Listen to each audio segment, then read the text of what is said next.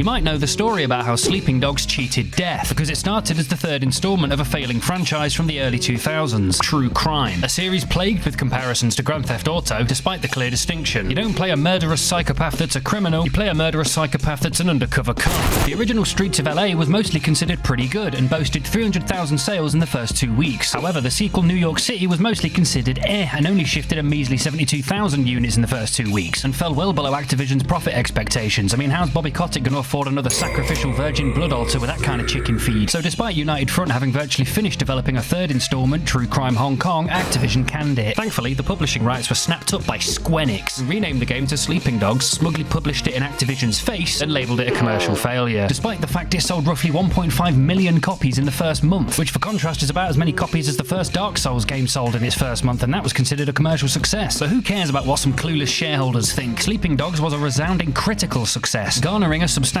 cult fan base to this day, myself included. Hence why I'm cooler than you for owning the original version on Steam that you can't buy anymore, and not the definitive edition with slightly worse PC controls according to this one person on Reddit I trusted wholesale. The point being, we're getting the raw Dogs experience. And what an experience it is, with a story that's cracked to anyone who loves a good kung fu action film or HBO crime drama, especially one where we the player get to choreograph all the violence.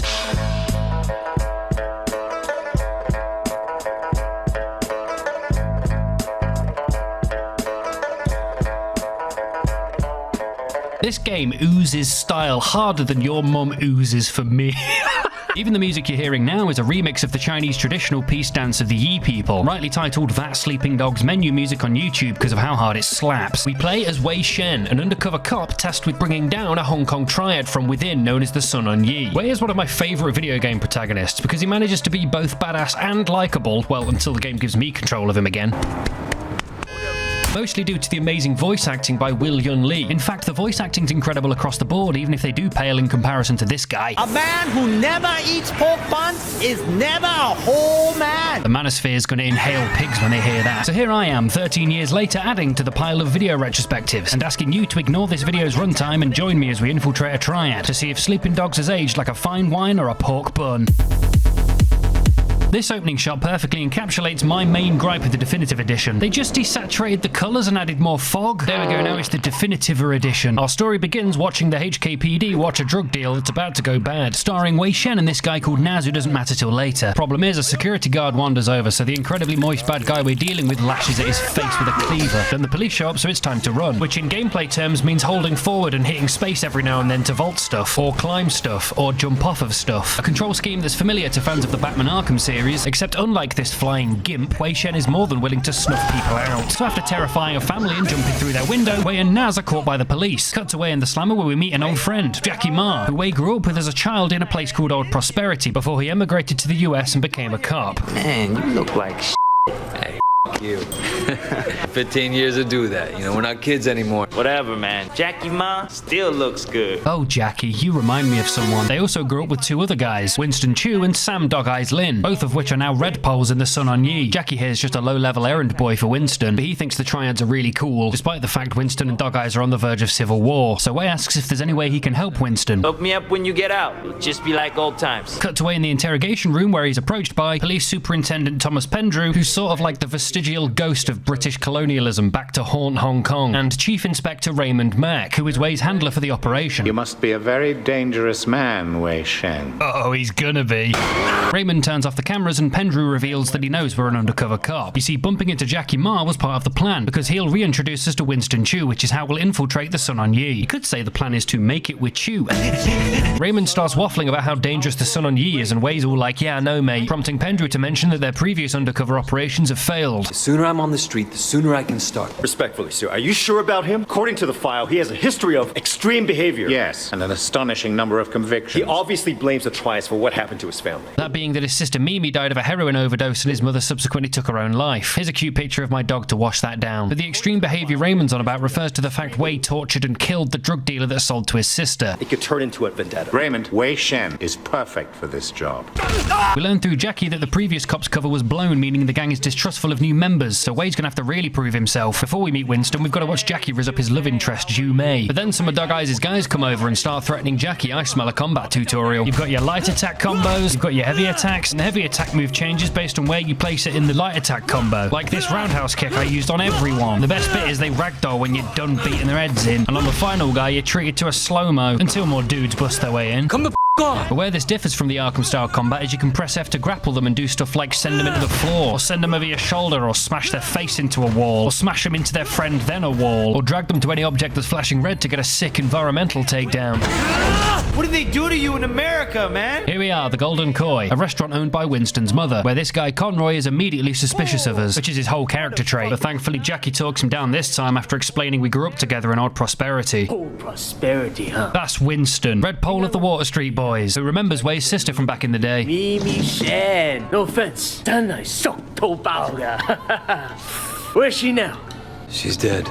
Sorry. So, you feel this? It's just crazy. Try capable. Ooh, that one did get me a little wet, I can't lie. As we step outside, we're hazed by Conroy and the rest of the gang, doubling as the game's counter-attack tutorial. You see, United Front consulted Canadian MMA fighter Georges St. Pierre to ensure the moves are both realistic and gruesome. And considering how satisfying it is to watch these animations play out, I'd say they've succeeded. You can even flick them in the nuts. Just ignore the funny ragdolls. And the fight's interrupted by Dog Eyes, who's here to act all civil about a dispute over who controls the night market, and pay his respects to Wei's dead sister. First girl ever sucked my And I was the first guy who ever stabbed you. Remember me now? Whoa, wait, what the man? I've decided this guy's name is Shave Hawk. Tell your sister give me a call, huh? I wouldn't mind giving her a mouthful. Sure, mate, let me just dig her up. Anyway, then Winston orders Jackie and I to head to the night market and ensure everyone knows we're in charge. Not Dog Eyes. So here we are, the night market, where you can photobomb people, including this couple stood in front of a fountain, well, until I got stuck in it and had to reload. Jackie asks about Mimi and we learn it was Dog Eyes that got her addicted to heroin in the first place, hence the vendetta Raymond's worried about. He then starts getting soppy with us, but the NPCs are too distracting. My best friend, man.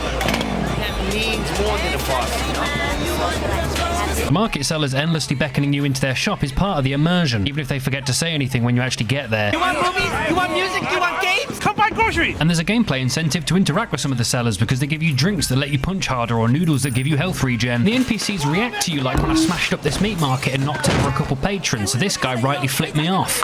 Now it's time to extort the vendors and tell them Winston's in charge. This guy paid up right away, but the same can't be said for this bozo, so I vaulted the counter and smashed his mate into a phone box. Dog, I won't be happy. I think you killed him. He'll be fine. He'll just have to drink through a straw for a while. What about this guy? Go tell Winston to stick a back toy up his Hey, fellas! Boot one, box one, boot the other. Yeah, I thought so, mate. Up ahead, Jackie spots some gangsters beating up an old guy. So I did the right thing and sent their faces into stuff like a fish tank or a vending machine or a pork bun stand.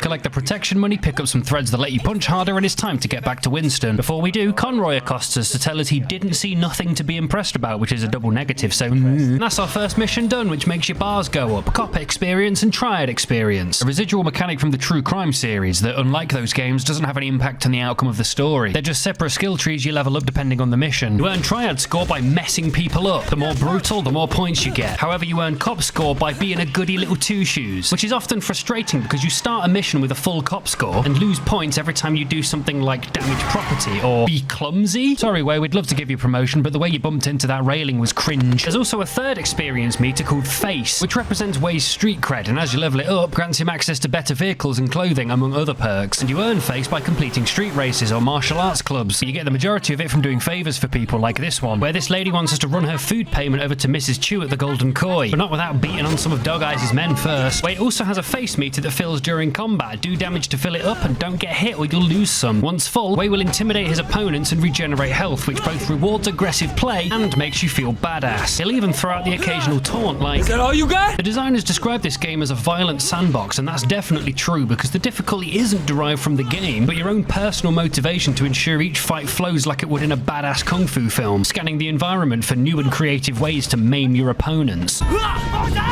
Easy enough, and oh look, next mission's right there. Winston's unhappy because some cat dealer called Ming owes him cash. But worst yet, he switched allegiance to Dog Eyes, so this is Wei's chance to prove himself. But first, let's twitch in front of this poor sod trying to enjoy his noodles. Time to ask around for Ming. There he is, but the coward books it. Cheap sneaky bit of free running, witness a manslaughter, crash through the roof of another meat market and fold over another lady, and the crafty bastard shoves a man into us, so I nicked his bag and beat one of Ming's mates with it. It's one of Winston's guys! Take him out! Oh, he's got a knife. This guy seems angry. Clearly he needs to vent. Go on, get off the edge. There we are. Oh, yeah. Now those guys are dealt with, it's time to take on Ming. He's got some pretty cool moves on him, but not cool enough. Just don't try and grapple enemies with knives or they'll kick you, but nothing a few counters can't fix. We tell him Winston owns this area now, bash his head a few more times and get arrested again, because it's time to meet Inspector Jane Teng, who clearly doesn't know we're undercover. You know, you don't have to throw your life away like this.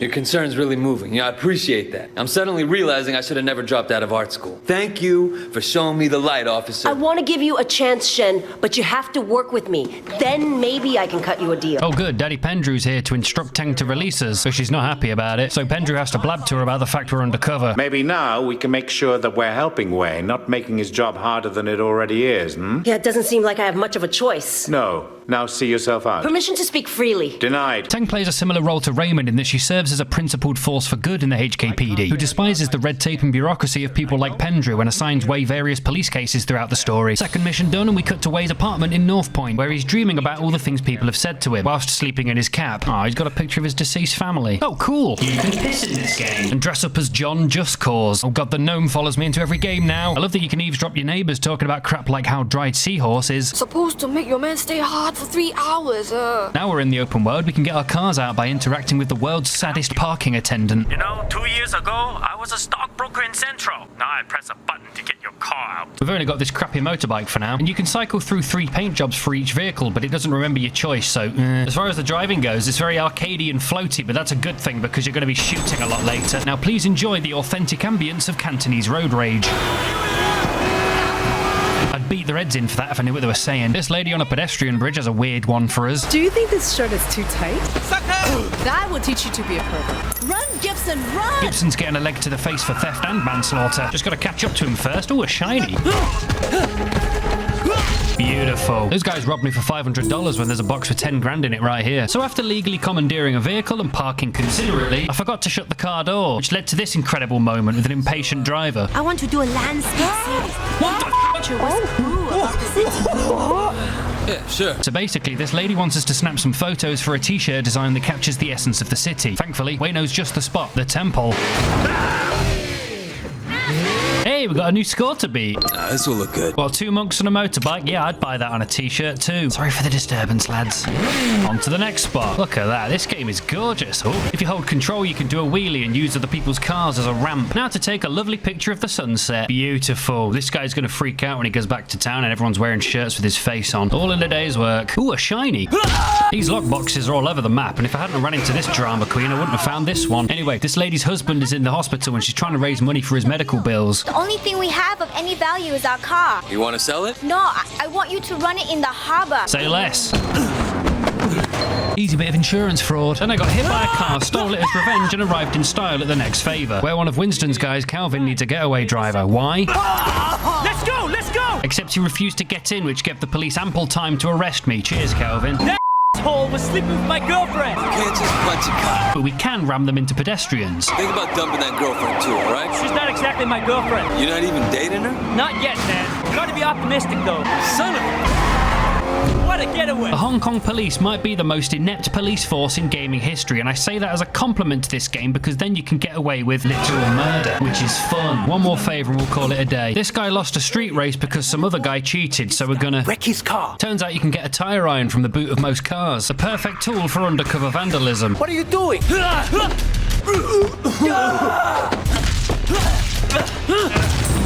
Cool. Now, one might look at the size of this map and go, that's not very big, is it? To which I'd say, you're right, but there's loads to do in it. Like bet on the wrong cock in a cockfight. That's 3 losses. Or try your luck at poker mahjong. Maybe play a spot of karaoke. Or go for a massage. Looking to blow off a little steam? Which lets you gain more face XP for a bit. The open world is a character in and of itself, with very little busy work and bloat. Just a condensed map of charmingly silly interactions that provide ample opportunities for Wei to slack off from his duties and seek relief from the gritty story. You can also find health shrines dotted around the map, which refills your health bar and increases your max health every time you find a set number of them. But that's enough pissing about. It's time to insidiously work our way up the chain of command by asking Jackie if there's any way we can prove ourselves to the Sun on Yi. Yeah, there is. And that's to go steal an ambiguous shipment of stolen goods off Dog Eyes' men. What could go wrong? On the way there, Jackie mentions he's going to ask out Zhu-mei, and the two get talking about love. You ever think of finding somebody? A relationship wouldn't really work with my life right now. He says before cheating on at least 4 women in this playthrough. Of course, Dog Eyes' men aren't going to give over the goods without a fight. There was something about brawler enemy types having uninterruptible attacks, but to be honest, I didn't notice. Wait, you are hardcore. You beat those guys like it was nothing. But then they take off with the goods, which means, oh yeah, time for a car chase, except I accidentally pressed the wrong button and dove out of the car. That's our whole score driving away. That's one way to catch up. Whoops, second time's the charm and nothing a couple rams can't sort out. After all that, Jackie grabs the goods, but it turns out they're just... A shipment of cheap watches? What do you mean cheap? Jackie, these are fake as f***. Then the cops chased us, but Jackie puts it best. No wonder there's so many criminals in this town. Those cops suck. On the way to the drop-off point, Wei gives a life-changing speech. Listen, Jackie, comes a... But I accidentally cut it short. Hey, Wei, you did good out there. Take this watch. You earned it. Great, I finally hit the big time. Now to offset our criminal activities by fighting crime for Jane Teng. But first, let's pray at a health shrine behind Chinese Heisenberg having a smoke break. Heisenberg. So because Teng doesn't like Pendrew, by extension, she doesn't like Wei. But he offers to make it up to her by helping with her cases, since, you know, he's already out there brutalizing drug dealers, might as well dig up the entire ketamine racket while he's at it. So first step of the plan is text Ming, and he wants to meet us at some noodle shop. He's going to be waiting there a while, though, because I got distracted by the main quest that was closer. Also, if you keep reversing on a bike, the camera just kind of gives up. Arrive in style, and it turns out this city's so corrupt the triads run all the bus routes. So as a thank you for our loyalty, Winston gives us the most profitable route. I appreciate it, Winston. Dog Eyes won't. Right now it's his route, but you know how to deal with him, huh? It'll be my fucking pleasure. Oh yeah, time for a bus war. Wei instructs the gang not to kill anyone, which doesn't help with Conroy's suspicions. But all we've got to do is drive around to drop off Winston's guys to beat up Dog Eyes' guys. Between stops, we learn that Winston answers directly to Uncle Po, the chairman of the Sun On Yi. Nobody. At the next stop, it's our turn to beat some ass, but Conroy's still suspicious of us, mentioning that the gang's previous rat was discovered after also refusing to kill anyone, and was subsequently buried alive by a legendary Sun On Yi torturer named Mr. Tong, a fate that Wei would best avoid by murdering people, not that he needed an excuse. So we watch how a real man does it by missing, and now it's time to follow a rival gang bus, which in gameplay terms means driving close to him, spamming the horn and hurling threats until this driver harassment meter is full, before running him off the road and stealing all his passengers. Then Dog Eyes' men show up in some cars that look very submissive and rammable. Let me off! I don't want to be a statistic! There we go, drop off the people and we're done. We then get a call from Jackie's uncle Tran, who works at the chop shop, meaning we've unlocked the ability to purchase vehicles. So I picked up this modest Class C car. The last owner doesn't even know it's missing. Before finally meeting with Ming, I bumped into this lady whose car had broken down, so naturally Wei offers to fix it for her. Gibson! Oh look, the cops couldn't care less. Because Mel Gibson fled across a pier, we learned Wei Shen is the only person in Hong Kong who isn't allergic to water, after accidentally knocking in a couple civilians accidentally. I've just had an idea. That was easy. Alright, let's finally meet with Ming, who's been too busy eating noodles to meet up with his drug supplier Popstar. So we're gonna go talk to him on Ming's behalf. Hey, you Popstar? Who's asking? I work for Winston. There is nothing remarkable about Popstar as a character. Ooh, I'll remember you for that iconic slouch. Long story short, Popstar will agree to supply Ming if we help him collect some debts, so... Who the hell are you? I'm the god of unpaid debts. Upon returning, we bump into Popstar's supplier, Fang Shen, a character so relevant he gets arrested in the next tutorial. We give Popstar his money and he gives us the drugs. And the cops showed up, so I nicked a car and rammed him into a man. Turns out killing a police officer is worth 5 property damages, and we ditched the car and called Teng to update her on the case. So now it's time to head back to Ming and give him his drugs. There we go. Now the police are letting us have a Slim Jim for nicking cars easier. Then as Ming walks at a gate, Teng sends us the address for Fang Shen's next drug deal. Turns out killing civilians is only worth 3 property damages. So this is where we learn how to do a drug bust, one of the various recurring missions throughout the city. You basically go to a place, beat up a predetermined number of dudes, play number wordle to hack a camera, then head back to your apartment to catch them in the act. Except there's no skill to deducing which one's the dealer, you just click on the guy with a marker above his head. Have fun in prison, Fang Shen, and thanks for all the cop XP. A day in the life of a two-faced narc. Day 3 starts with a meet cute, featuring a character voiced by Emma Stone that's remarkably irrelevant to the plot. Amy, who's on a sort of lifestyle break visiting Hong Kong, and has just wandered up to the city's most notorious lunatic to ask him for directions to the martial arts school. I can give you a ride. I mean, it'll be easier than explaining where it is. Okay, yeah, that'd be really great. Oh, Amy, that's how you end up dead in a ditch. This is basically our introduction to the underdeveloped dating mechanics, one of many casualties to the cutting room floor. Nevertheless, we show her the Bam Bam Club, which we haven't been to yet. Back home, I saw a restaurant that looked a little bit like this. Then we show her the temple, aka the motorbike skate park, where the two get talking about which fictional action film was set there, in case you somehow didn't notice this game was an homage to Kung Fu action cinema. And we finally arrive at the martial arts school she actually asked to see, which just so happens to be run by a man named Sifu Kwok, who remembers Wei from when he was young. So you brought this girl back with you. Your skill level with girls, very good. Now time to assess your skill level in Kung Fu. He's basically the obligatory aging martial arts master that simultaneously teaches us terrifyingly violent new moves, whilst occasionally pondering the ethics of Wei's involvement with the triad. The way we unlock new melee moves is by finding Sifu's jade statues, which are hidden around the map but mostly during missions, and yes, you can backtrack to find the ones you missed. And every time you bring one back, you have a nice little chat with him before brutalizing one of his students whilst he insults them. Your new nickname is even more feeble too. Your ancestors, Carl, they like to disown you. Like yak. I should close up. It was good to see you again, Wei. And your lovely fiance. What? What do you want to do now? I need to get home, but I will definitely call you later. And thus starts Wei's cheating spree. As we leave, we get a text from Teng saying she's parked a truck with a disguise in it that we can use to catch Popstar later. For now, though, let's check in with Winston, who's having another fit of roid rage because Benny, the manager of the Bam Bam Club, has also switched allegiance to Dog Eyes. I'll go talk to Benny, make him see reason. Yeah, Wei, you go do that. Right-click to fast talk past the bouncers, and we're in. Yeah, that's how you fit in, Wei. Benny is tucked away in the VIP area, so we're going to have to speak to the hostess, a lady named Tiffany. Can you get me into the VIP room? Sure. Good God, that was easy. Oh, wait, never mind. They're making us play the karaoke game. We ask her for our own VIP room and she, slides off. We approach Benny and tell him Winston owns this area now, but this is a fighting game, so he's having none of it. Get the fuck out of here. The thing I love most about this game, aside from the delicious jank, is that they've wasted no opportunity ensuring each combat arena has new things for you to smash their faces into. Benny's holed up in his office like a coward, and our chat is interrupted by an involuntary behind cuddle, giving him ample time to escape. But it's okay, because the game teaches us we can kick people and escape when we've been grappled ourselves. Doesn't count as property damage if it's owned by naughty men. Now he's fled into a toilet, which means yes, we're going to beat them into their own piss. This guy picked me up, threw me on the ground, and I messed up the QTE, but leg. Benny's making a run for it, leg. All that just to repeat ourselves about Winston controlling the area now. And Benny never showing up in the story again is another casualty of cut content, because if you bother to squint at the board in Teng's office, you'll see he was relevant to one of the cut police cases. Cool. Now Raymond wants to meet with us, and he makes the mistake of asking Wei how he's personally doing, which Wei misinterprets as a question about his job, and starts ranting about the escalating feud between Winston and Dog Eyes. Pendrew assigned me as your controller. And listen, Wei, Pendrew may not be concerned about you, but I am. I know you have a personal stake here, but this cannot be a vendetta. We're cops. There are rules. You're a cop. I'm an undercover cop. The rules are different.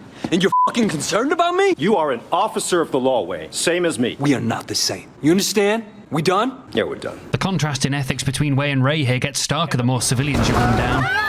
Arrive in style, and it's time to bust Popstar by having a cheeky little stakeout in that van Teng prepared for us, before enduring the ADHD nightmare of having to drive normally so we don't make Popstar suspicious while we follow him. He finally arrives at his next drug deal, and it turns out that disguise Teng prepared for us was just a hat and a jacket. Ooh, a shiny. We snap a couple photos for evidence and follow them down to the harbour. Oh, what the fuck? Why did he do that?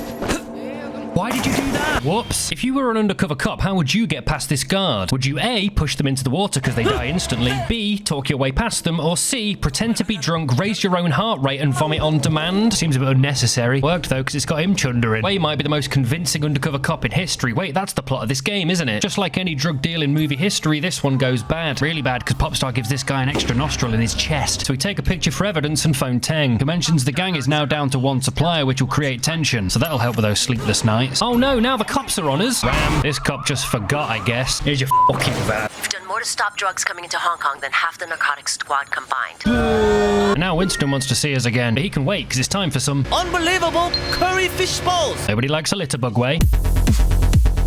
On the way to the Golden Koi, I ran into a motorcyclist who went up but never came down again. When we get there, the gang's less than happy to see us. You know what happens to rats, Wei?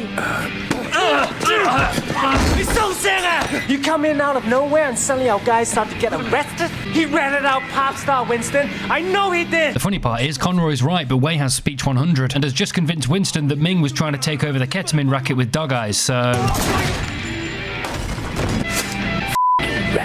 Yeah, give me the shiny. Understandably, having a golden deagle pointed at his head hasn't done well for Wei's night terrors. But no time to recuperate because Raymond wants us to go pick up a package from a place called Ping's PC. So we backtrack for the shiny, requisition a moped, perform some face surgery, loot a box, nick an oil tanker and dump it outside Sifu's school. And learn how to knee people in the gut. Back in the tanker and arrive in style outside Ping's PC. Are you Ping? No, there's no Ping. How about the owner then? I'm the owner, which is not Ping. All right, not Ping. Hence the name. We're only here to pick up some surveillance tech for the police, but... This is some pretty sophisticated stuff. Sure you can handle it? I'll manage. My number's on the package. You need a hand getting slot X into socket Y?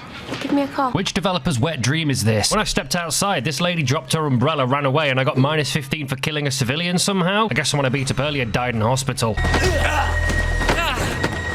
What? We chased the thief through the park before he gets trapped in an alleyway, so I nicked this car and ran him over with it. That was easy. Then I nicked another car and accidentally killed a man with it because I didn't see him inside the green blip, which I like to think is Wei's excuse to Raymond because it implies he's hallucinating these quest markers. As we reach the Golden Koi's skylight, we overhear Conroy still trying to convince Winston we're a cop, but the two leave, so we drop inside and plant the bug. All whilst eavesdropping some young initiate named Vincent wind up Calvin over noodles. Noodles, Vincent. Whatever's back there. I kind of feel like... So get pork. You want pork too? I'm only showing you this because if you missed it like I did the first time, you won't know who the Vincent is when he comes up again later. And we're done. On to the next police case. Tech wants us to continue our tour of ruining all the fun in Hong Kong by infiltrating the underground racing scene, because some of the more recent racing-related deaths have seemed a little too intentional. So we hit up Jackie and he tells us to get in touch with a guy called Ace. I then grabbed Cheisenberg so he kicked me in the face. We then call Ace and challenge him to a race. Long as you don't mind losing. I won the race. So we rub it in Ace's face and challenge him to a re-race. Sorry, I'll stop. But then some guy called Hotshot pipes up. When you're ready for the big time, let me know. Everybody knows I'm the best driver in the city. It's Hong Kong drift out here. Tiffany needs our help, but she can wait because I stuffed the man in my trunk and interrupted a manager's meeting in the rain. So he slinked off and got stuck between two bins like a blue bottle. This martial arts school looks a bit underfunded, but Wei's got to quell his bloodlust somehow, starting with 2 bozos and ending with 30 of them.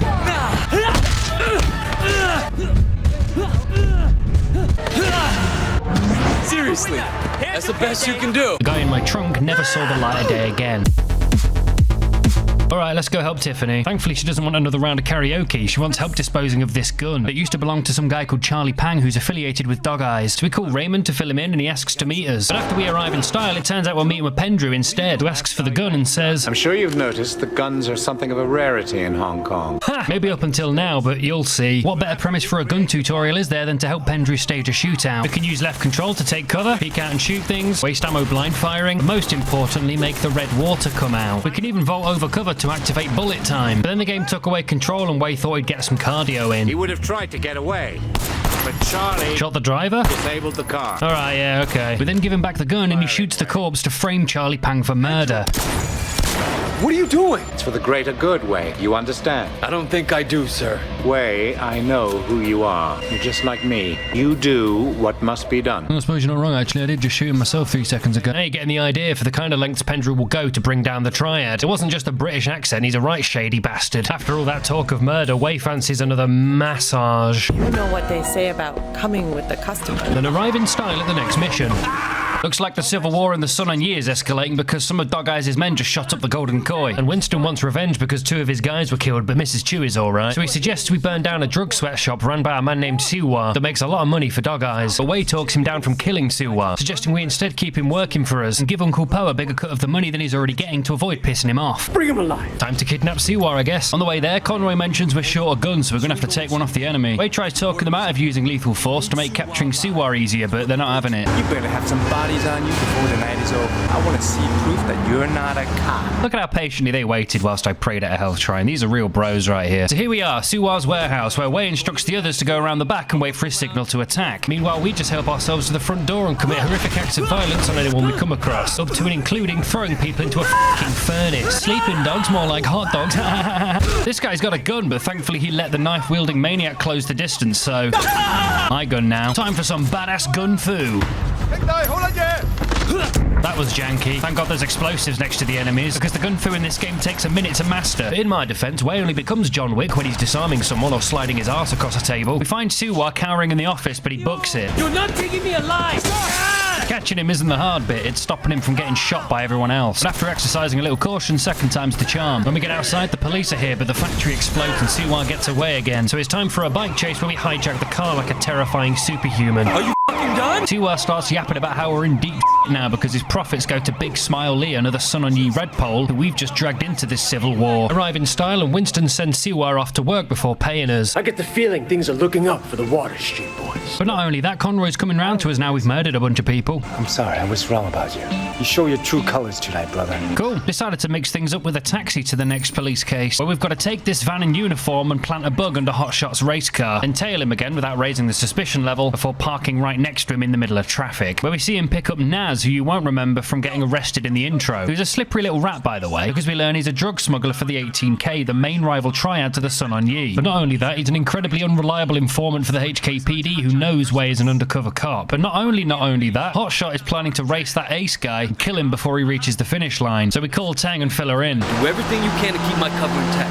I'll deal with Naz myself. For now, let me know if you find out anything about that race. Arrive in style and check in with Cheisenberg. Still having a smoke break, and we head home and go to bed. He's still having visceral nightmares, but at least no one nicked his car overnight. Now we're being introduced to a new way to make money. Nicking these armoured cash trucks. You know, action hijack onto it, ram the cops, dump the van, big money. Probably could have figured that out yourself. Couldn't be asked to do this one though, so look at the funny wheels instead. Time for a main mission, I think, where Winston announces we're meeting Uncle Po, the chairman of the Sonny. But considering we just blew up his warehouse, Winston can't help but open up about how scared he is to face him, before insinuating we're next in line if anything happens to him. Do me a favor. Look after Peggy and my mom too. Jesus, anything else, mate? This can be rough business. But one thing we got going for us is each other. Brothers, you know. I know people use that word a lot, but it means something to me. And it should to you too. Oh, don't worry. It'll mean a lot to the murderer with a dead family. Here we are, and Winston tells us more about Big Smile Lee. Along with drugs, he's into prostitution, porn. He even sells women across the border into the rest of Asia. Very sleazy, but big money. Are we getting shot at right now? I don't know what that noise is. Outside, we meet Ricky Wong, a liaison for Massive Smirk Lee that's currently acting as bodyguard for Uncle Po. What's wrong? You look a little pale, man. Dog guys tells me you've been throwing your weight around. What happened? You guys used to be tight as shit. Is he here? Nah, he left a while ago, without a scratch. Doesn't bode so well for the other parties involved. Go right in. Have fun. I like how the chairman we're supposed to be afraid of is a frail old fart. An old traditionalist fart who likes Wei because of his loyalty to Winston. Loyalty, discretion used to be more common. Winston's shitting himself, but he might not need to be because Uncle Teletubby is clearly happy we kept Siwa alive. I want to show you my gratitude. There's really no need. Don't argue with me. His reward is to get in touch with a debt collector named Roland Ho, who needs help collecting a more lucrative debt. It's then heavily implied Winston's in big trouble and probably going to get a spanking. God damn it. I bet $1,000 I was going to be carrying you out in a f***ing body bag. Uncle Po must like you. Yeah, I don't think he has an opinion on me either way. All right. Ricky's another victim of cut content, because it turns out if you dig around in the game's files, there's evidence to support the idea that Ricky is a confidential informant under the codename Whitefish, leaving a whole story arc untold, including a cut mission called Ricky's Lesson where we raid his yacht. You get tired of spinning your wheels in the night market, give me a call. There's more to this business than strong-arming street vendors. Ricky then very bravely lends his car to Wei so he can meet with Roland. Along the way, Winston calls to say he's alright and needs help with his upcoming wedding. It's easier to be a red pole than a group. It was nice of Ricky to lend his car, so I parked all nice for him. Not really. Time to meet Roland Ho, who gives us some generic advice about not whacking a boss unless you've got support from other bosses. Patsy Wing, bad luck at Mahjong. You'll need this. Collect what she owes. I've noticed these guns are something of a rarity in Hong Kong. On the way, Jackie calls to check in with us. Wanted to make sure you're still with us, you know? But we tell him we've got to go. You're gonna pay up, you understand? Nah, she's just gonna buck it. Turns out Wei becomes John Wick when he's driving too. To be fair, everything looks sick in slow-mo until a fat globule in the face of physics and we've hijacked Patsy's car. I'm sorry, I'm sorry! I don't care if you're sorry. I care if you have the money. I don't, I'm sorry! Hey, stop saying that. Sorry! Who has drugs in the back? That should cover my debt. I'm sorry! Wasn't gonna do anything that bad. Yeah, I was only gonna run her into the harbour. Right on cue, we get a call from Roland, so we fill him in and he gives us more advice. Don't drive around in a stash car any longer than... Yeah, whatever, mate, I'm right here. Some people just give advice for the sake of it. Job well done, and it's time to meet Raymond, who's absolutely fuming over the fact we made news headlines with that massacre. If it ever came out that the police were involved, we're dead. It won't. Well, you can't know that. Whatever it takes, you remember that? You wanted results, and you can't get them sitting behind a desk, nose in a rulebook, with a stick up your ass. I am doing what needs to be done. No. You do what must be done. No, you've crossed the line, Wei. I'm going to terminate this operation. You can't do that. Pendrew won't allow it. Pendrew may like to take chances, I don't. And you are dangerous. It's a fair concern, Raymond, but as thanks for keeping Siwa alive, Wei's been marked for promotion by the chairman of the Sonny, so it looks like the massacre continues. Wei's doing alright though, as we wake up in his fancy new apartment in Central, and there's new favours to do, but let's eavesdrop the neighbours first. Your ancestors are probably a bunch of cheating, no good just like you. Oh hey, it's Calvin again. Something tells me I'm gonna need this car. Yeah. Shoplifter was cheating at the cards last night. Thought I'd teach him a lesson. Some lesson. I don't know if it's because we hit heat level 3, but this shootout with the cops was especially ridiculous. Now get out of my car, you absolute psychopath. Let me give you a push there, Calvin. Oh hey, we just unlocked the car valet. So now we can call this guy whenever and he'll bring us one of our cars. Here you go. Don't wreck it too much, okay? Okay. Some favours are reiterations of previous ones, like this one where that racer from earlier wants us to smash up a different car now. I feel less bad smashing up a goofy-ass smart car because it reminds me of when corporations kept calling their tech smart to try and sell it to us. Oh, it's a smart speaker, is it? Well, Alexa, tell Jeff Bezos he's an acorn troglodyte. Useless. Oh, the owner's here. Guess we'll brutalise him with a pole and do this to his mate. You see a car, Wei Shen sees at least 4 ways to kill someone. This guy bought a whole shipment of cocks for fighting. But they keep losing. I think they must have been feeding them sawdust or something. Must have been the ones we bet on. I'm just about bankrupt. My only hope is to get the insurance money on the shipment and my truck. If someone were to steal it and run into the harbor... Say less.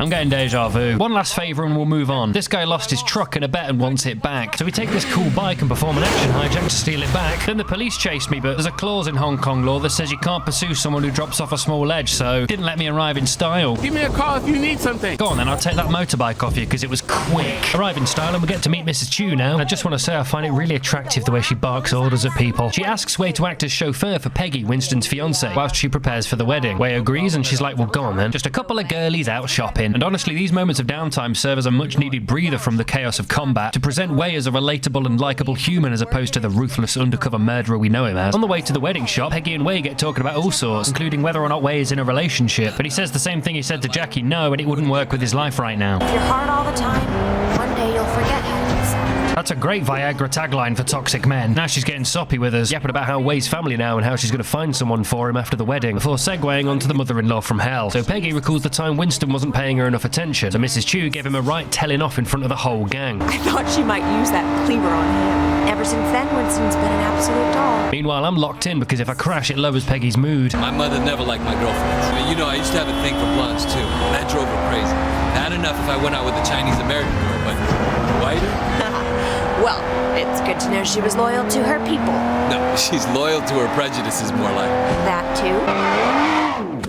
Here we are. The wedding shop, where we've come to pick up Peggy's dress. Not only that, she wants a very specific flower centerpiece. Black orchids. Why? Because it was her dead mother's favourite flower, and it apparently means the couple will stay together for the rest of their lives. I'm afraid that's impossible. There are none to be found in Hong Kong. Not true, they have some at the temple. Hence why Wei's considering we just go nick one. But first, what good's a wedding without a cake? Peggy mentions Winston was in charge of sorting the cake. He texts us to say someone's stealing it and he reckons it's dog eyes. So in order to avoid freaking Peggy out, Wei's now got to carry on polite conversation after a countdown time has just popped up. So your mother took you to the States? Yeah, you know, she loved Hong Kong, but she wanted to give me and my sister a change of scenery. Oh, were you being a bad little boy? No, it was Mimi, my sister. Growing up in old prosperity, she started down a particular road and couldn't get off it. My mother hoped that moving to San Francisco would shake her up, change who she hung out with, you know? Did it? Yeah, for a while. But some habits die hard, you know? Some don't die at all. I'm sorry, Wei. I hope I didn't ruin the dialogue with my as I didn't know we had plenty of time. However, there's the cake van taking off. Wait, slow down! Peggy, if we don't catch that van, you won't have your special cake at your wedding. What? Faster, faster, go faster! Time for the sickest action hijack yet. Followed by the revelation that Dog Eyes had nothing to do with stealing this van. I don't know no dog eyes. This is for my wedding. So either we stole the wrong van or Winston was bullshitting us. Either way, we're having this cake. You're going to have to pry from my dead fingers, you hear? Incredible.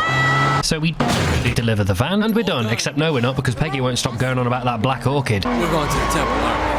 I knew you'd understand. It's almost like she's manipulating Wei with all this family talk, hence why he's now gleefully breaking in and dressing up as a monk to bullshit his way across the temple garden. What are you doing here? When energy flows among flowers, we are all everywhere. I am here and not here. I love flowers. So true, so true. You don't belong here. What is belonging, brother, when we're all part of the same cosmos? Hey, who are you? Well, who is anyone when we are all each other, part of a single great organism that never dies? Wow, that one got me thinking a little bit. Right, time to steal that priceless flower which sets off some kind of bell alarm. Don't ask me why, but I felt bad kicking the out of a monk, so I decided to run past them all. -5 for cringe and we're done. Except now the cops are on our ass. But it's okay because they're so incompetent they let us pray at a health shrine before getting away. Maybe Teng told them all we're undercover. Peggy's very thankful, but this family stuff's just getting obvious now. If you're gonna be my sister, the least I can do is help out with your wedding. Your mother would be proud of you.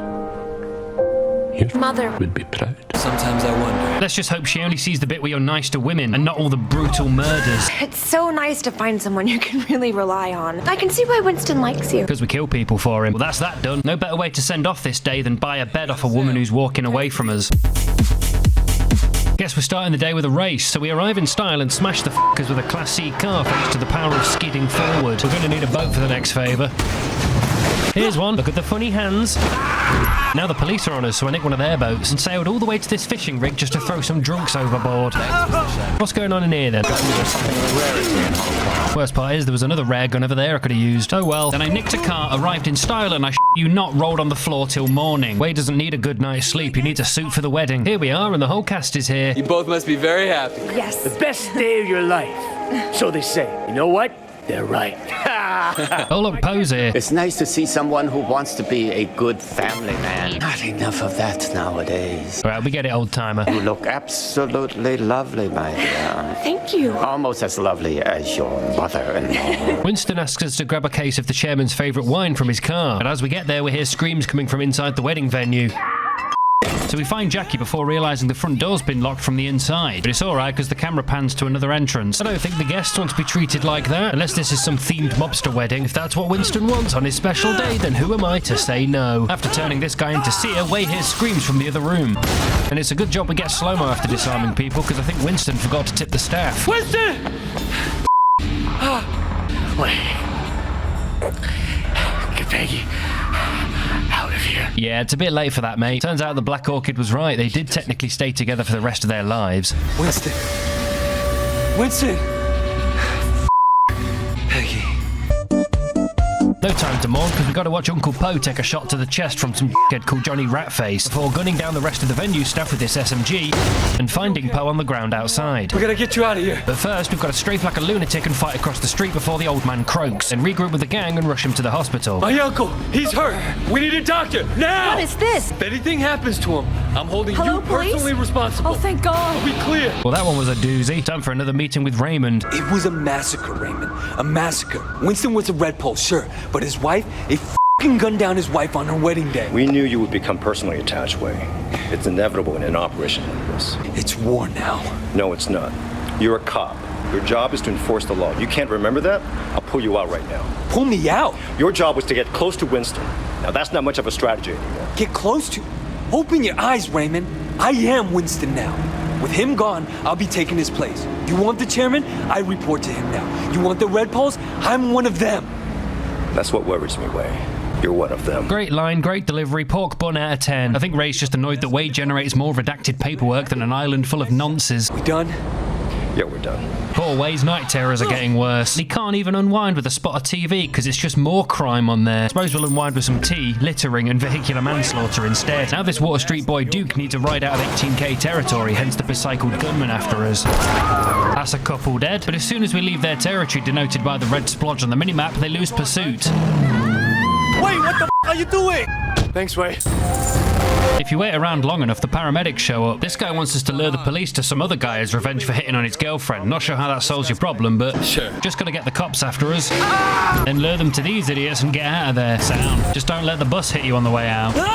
This guy's trying to strong-arm a street vendor like we used to. Problem is, the vendor called the police for protection. Can you distract them? Say less. Say less.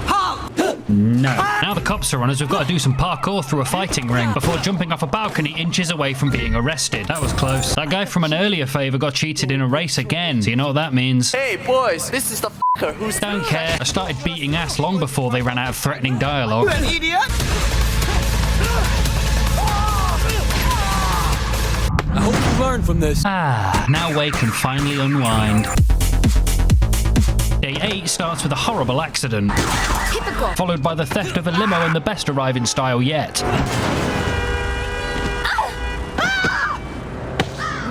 Because it's time to receive a panicked call from Ace. Hotshot's trying to kill me! He's crazy! So now we've got to trace his phone by driving to the middle of this thing, but when we call him back, it's his girlfriend that answers. Ace is dead! So we trace the call, which leads us to the beach where we find the wreckage of Ace's car. I tried to help him, but he's not breathing. Ace was winning, At least he thought he was winning, I can't take this seriously. Long story short, Hotshot set Ace up for a nasty crash and she's just watched him die from the passenger seat. So Wei, who's naturally sympathetic, says, "You'll be alright." Then snaps a pic of the wreckage for evidence and f***s off. Now the plan is to race Hotshot and lead him to the police. So we challenge him to a race and he tells us to bring a fast car. Oh look, there's one right here. I thought I'd intimidate him with our driving by parking close to his shins. Sucker! This cheating bastard's getting rammed for that. Rammed so hard he's able to speak twice at once. That's another dead.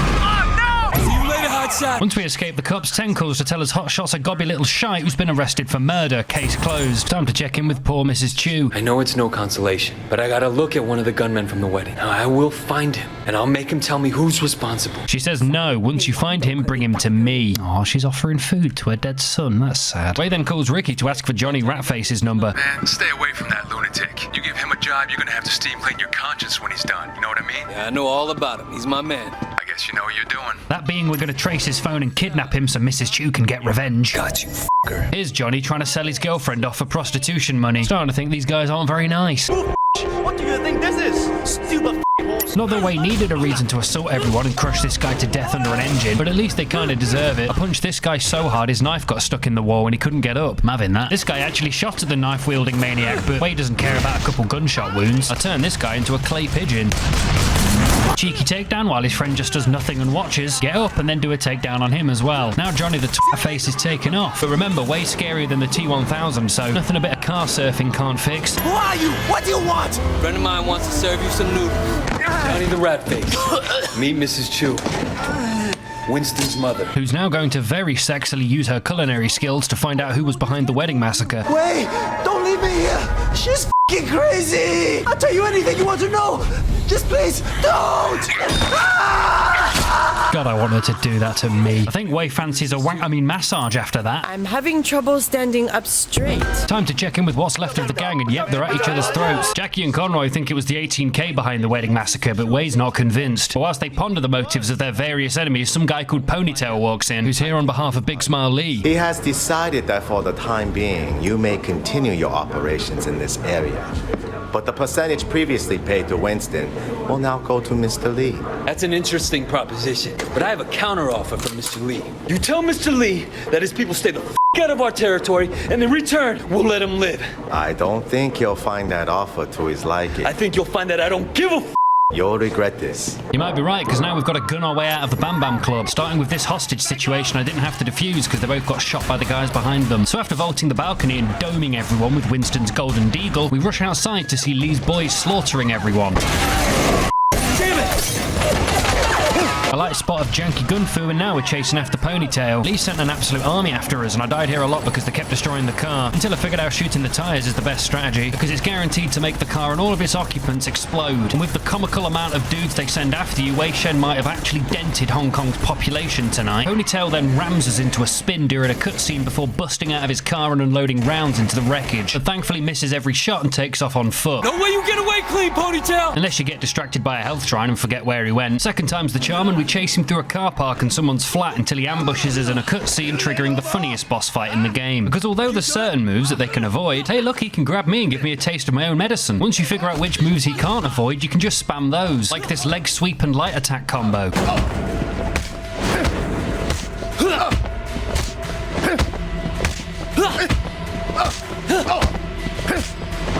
Exhilarating fight scene, I know. Worked though. But then the game retcons my dumb fight scene by having Wei get distracted by some police sirens, allowing Ponytail to send his face into a bin and leg it. Then I made the mistake of chasing after him and got arrested, but it's alright because you can press space to unarrest yourself. Now some guy in a limo's telling us to get in, so that's exactly what we do. Who the f*** are you guys? Change your tone, Shen. Miss Yang is a red pole. Broken nose Jang? Don't know why she's called that though. Her nose looks fine to me. Then again, I suppose dog eyes didn't have the eyes of a dog. I believe in harmony. balance, peace, and I don't mind spilling a little blood to achieve it. Long story short, Zhang wants to back us up in our feud with Big Smile Lee. With Uncle Po in the hospital, the Son and Yi might be electing a new chairman soon if he croaks, and perfectly fine-nosed Zhang here is the lesser of many evils, given she wants to move the triad away from prostitution and human trafficking. Two things that Big Smile Lee makes a lot of money from, so he'll become our secondary antagonist, but first, Wei's gotta hunt down Dog Eyes like he's prime cut at the Yulin Dog Meat Festival. Day 9 starts with a trip to this esteemed car dealership to pick up a tasteful Class A car. Better remember who your friends are. And immediately crash it on the way to the next favour, where this guy called Big Eddie wants us to ride shotgun and fend off an insane number of armed bikers. That was easy enough. Whilst harassing random drivers with my firearm, I witnessed a hit and run. But don't worry, justice was served. Now Jackie needs our help because he's still out here slinging stolen watches. But Naz and the guys from an import company called Top Glamour stiffed him with a crappy motorbike instead of payment. I don't even know how to ride this thing. I had to push it here. So Wei takes the bike and offers to get Jackie's money off Naz. But when we get there, he's not exactly understanding. Where'd you get off strong-arming me, huh? I know you're a cop. And I know you're a snitch. You want to see who your boys kill first? Kill him! Self-defense, the evergreen excuse to kill people. Now he's closed the gate, but it's alright, there's a ramp right next to it. So we shoot this oil tank next to them in midair, and it explodes, which I guess despawned their van because they're just lying on the ground. That's it, asshole. Now even more bad guys are here, so Wei uses Naz as a human shield and guns them down, before stuffing him into the trunk, taking a shot to the head and sending this guy into orbit. Inspector, I have one of your informants in the trunk of my car. What? Yeah, and he needs to disappear right now. So either you make him disappear or I will. Bring him over. Bloody taxi drivers. I like that if you crash it hurts him. So I made sure to deliver him delicately. I f***ing shit myself! Where he's going, he won't be in a position to tell anyone anything. Hey, I can hear you! Open the f***ing trunk, will you? Hey, show the lady some respect. Wei Shen, respecter of women. Let's check in with Heisenberg. You serious? You want to test me? Still grouchy. I grabbed him, which only made him more mad, so I figured he needed some boot time to calm down. And would you believe it, when I got him out, it worked. He went back to having his smoke break. Time for a murder mystery. Dead triads. 6 of them in the past few months. All found by the water. All sliced open. Well, what do the investigators think? What investigators? You think HKPD puts a lot of effort into solving dead gangsters? Well, so what? They're not people now?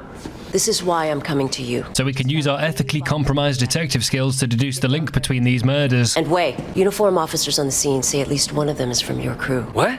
You positive? Keep your head on straight, officer, and your eyes open. Can't solve crime on an empty stomach. Guess we're heading to this alleyway, where we need to change into our cool crime-fighting uniform and bull our way past this cop. Who are you? Bomb squad. I forgot something in my car.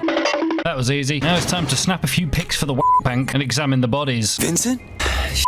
Am I supposed to remember who Vincent is? Because I don't. Oh, that's right. It's the kid from the background of this shot, who's only ever spoken once, and it was about noodles to Calvin. Who could forget? Someone did surgery on these guys. They did surgery on a gangster. Everyone the same. This is no ordinary serial killer. Nah, this stinks of organ harvesting, so we return the uniform and call Teng to fill her in. They got Vincent. I'm sorry. I know he was your friend. We've never spoken to the kid. They didn't just take his kidneys, they took his content too. What's your next step? I'm gonna look into the hospital records. If somebody's stealing organs, they gotta be using them for something. Lead closed. Now to arrive in style at the second lead, and roleplay as Wei Shen, PhD. And skulk about this hospital looking for evidence of the organ harvesting ring. Really sorry to have to tell you this, sir, but they had to swap your dick and balls around. What are you doing here? You're in the habit of challenging doctors, nurse? I'm saving lives. What are you doing here? So sorry, doctor. My apologies. After hacking the reception's computer, we discover some Dr. Sang has been up to his neck in kidney transplants. So the appropriate measure is to bug his office for evidence. But first, let's eavesdrop this conversation about the wedding massacre. Complete animals. I know. It's scary even working on them. I keep expecting someone to rush in and finish them off. Could happen. Thanks. That made me feel a lot better. So we enter his office, plant the bug, crack his safe, and discover he's been liaising with an 18k red pole named Four-Finger Wu, who just so happens to be that toad-faced, well-adjusted individual from the intro. Motherfucker, killing Sun Onion guys just to get organs for an 18k ring. Return the doctor's uniform and we're done. But not for long because we called Tang to tell her about the wiretap in Dr. Sang's office. He already got the call, but wait, they picked up the donor too. It's Calvin, your friend, Calvin. He must be my friend if he had to remind me. They're saying he's in Central. They're already after him, but wait, you can't let him see you. The only way you'd know he's in trouble is if you're a cop. That's alright, because he's getting stuffed in the trunk. So when we inevitably action hijack the car and smack the driver, we can just dump the car without him ever seeing us. So we tell her we're leaving Calvin here and she should send someone to let him out. But not only 3 steps later and suddenly the HKPD is competent because the doctor's been arrested and confessed to everything. He'll get 10 to 20 in maximum security when you consider that all his victims were triads. I wonder how long he'll actually serve. That was quick. She definitely forgot to send someone to let Calvin out. Time to check in with Mrs. Chu again, who starts going on about some kid called Sammy who used to eat in this kitchen every day. Sammy? Dog eyes. Dog Eyes did it. Is that what Johnny told you? I don't know why they try and play that as a surprise when he already shot up the golden koi earlier in the story. It was obviously Dog Eyes who ordered the hit at the wedding. You're telling me Wei Shen, the superhuman cop, couldn't figure that out until now? I don't know what Mrs. Chu is cooking, but she's clearly feeling guilty about Winston, going so far as blaming herself for his death. But before Wei can say anything, she orders him to find Dog Eyes and bring him here. You heard the lady, let's go hunt Dog Eyes. Sounds like he's being a knob to these guys as well. Trying to whip us off? This is baby food. So we say his name and he books it for the speedboat. He's even got the edgy jokes to match the fedora, including a very sleazy joke about how easy Wei's sister was to coerce with drugs, if you know what I mean. Obligatory speedboat jump, and now he's threatening to set Mr. Tong on us, so we call Duke, who you won't remember from the background of some scenes, to pick us up at the docks before the game has Wei arrive in style for us. Then we chase Dog Eyes into a fish packing facility, which is just littered with stupid ways to kill people, like stuff them into a fish tank or a pool of electric eels. Maybe play some Dead by Daylight. Or perhaps the best, slap them with a fish. Speaking of slippery little fish, Dog Eyes has just fled into the freezer. What the f you want, man? You've done some bad things, Sammy. What did you call me? Nobody call me that anymore. This is about me balling your sister, isn't it? Wake up, little brother. It's not like I put that needle in her arm. You can't take this stuff personally, Wei. It was business. You know what I'm saying?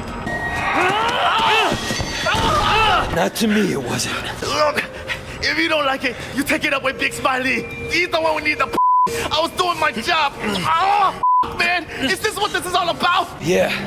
And Winston. And Peggy. Dog Eyes then proceeds to try and yap his way out of trouble whilst Wei is silently approached and ambushed. That's alright, we know how to break out of those holds, and oh my god, it retained my fish. Now all that's left to do is impale everyone on the various meat hooks and pallets of swordfish heads until our inevitable boss fight with Dog Eyes commences. Alright, fine, I'll fight him properly.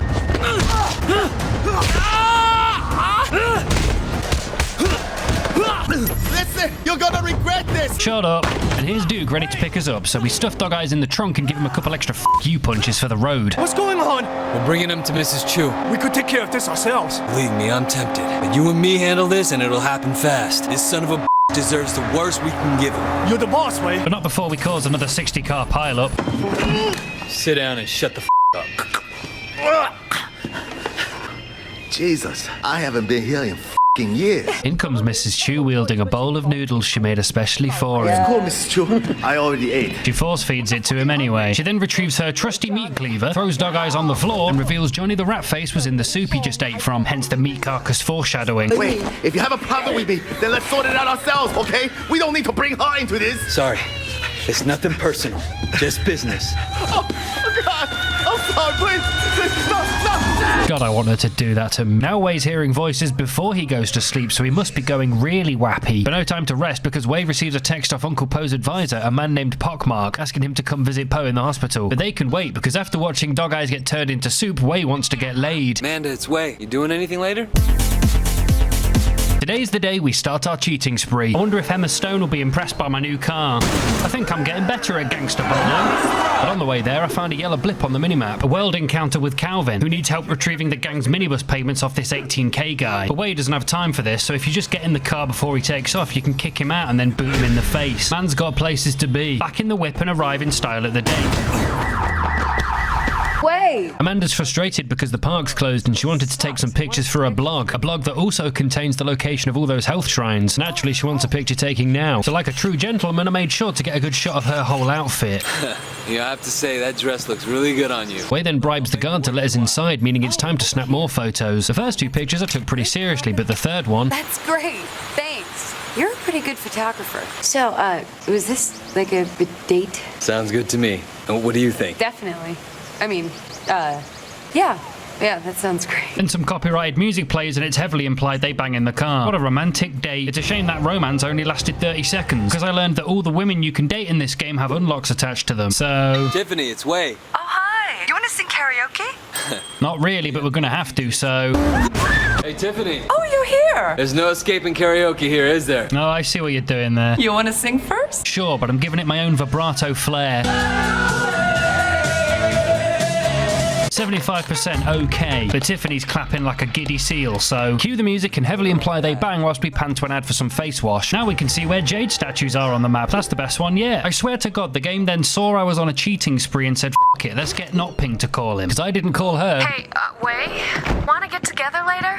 I'm curious about a lot of things. Well, I can do that. How many loads has this man got in him?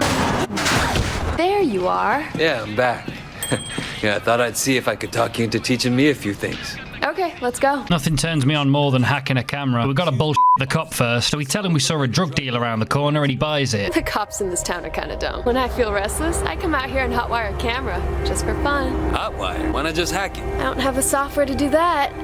Let me show you how the pros do it. I like to think the software does all the work. They just give it this number wordle interface to make Wei feel smart. I didn't know you were so into tech stuff. Yeah, I'm, into all sorts of crazy I bet.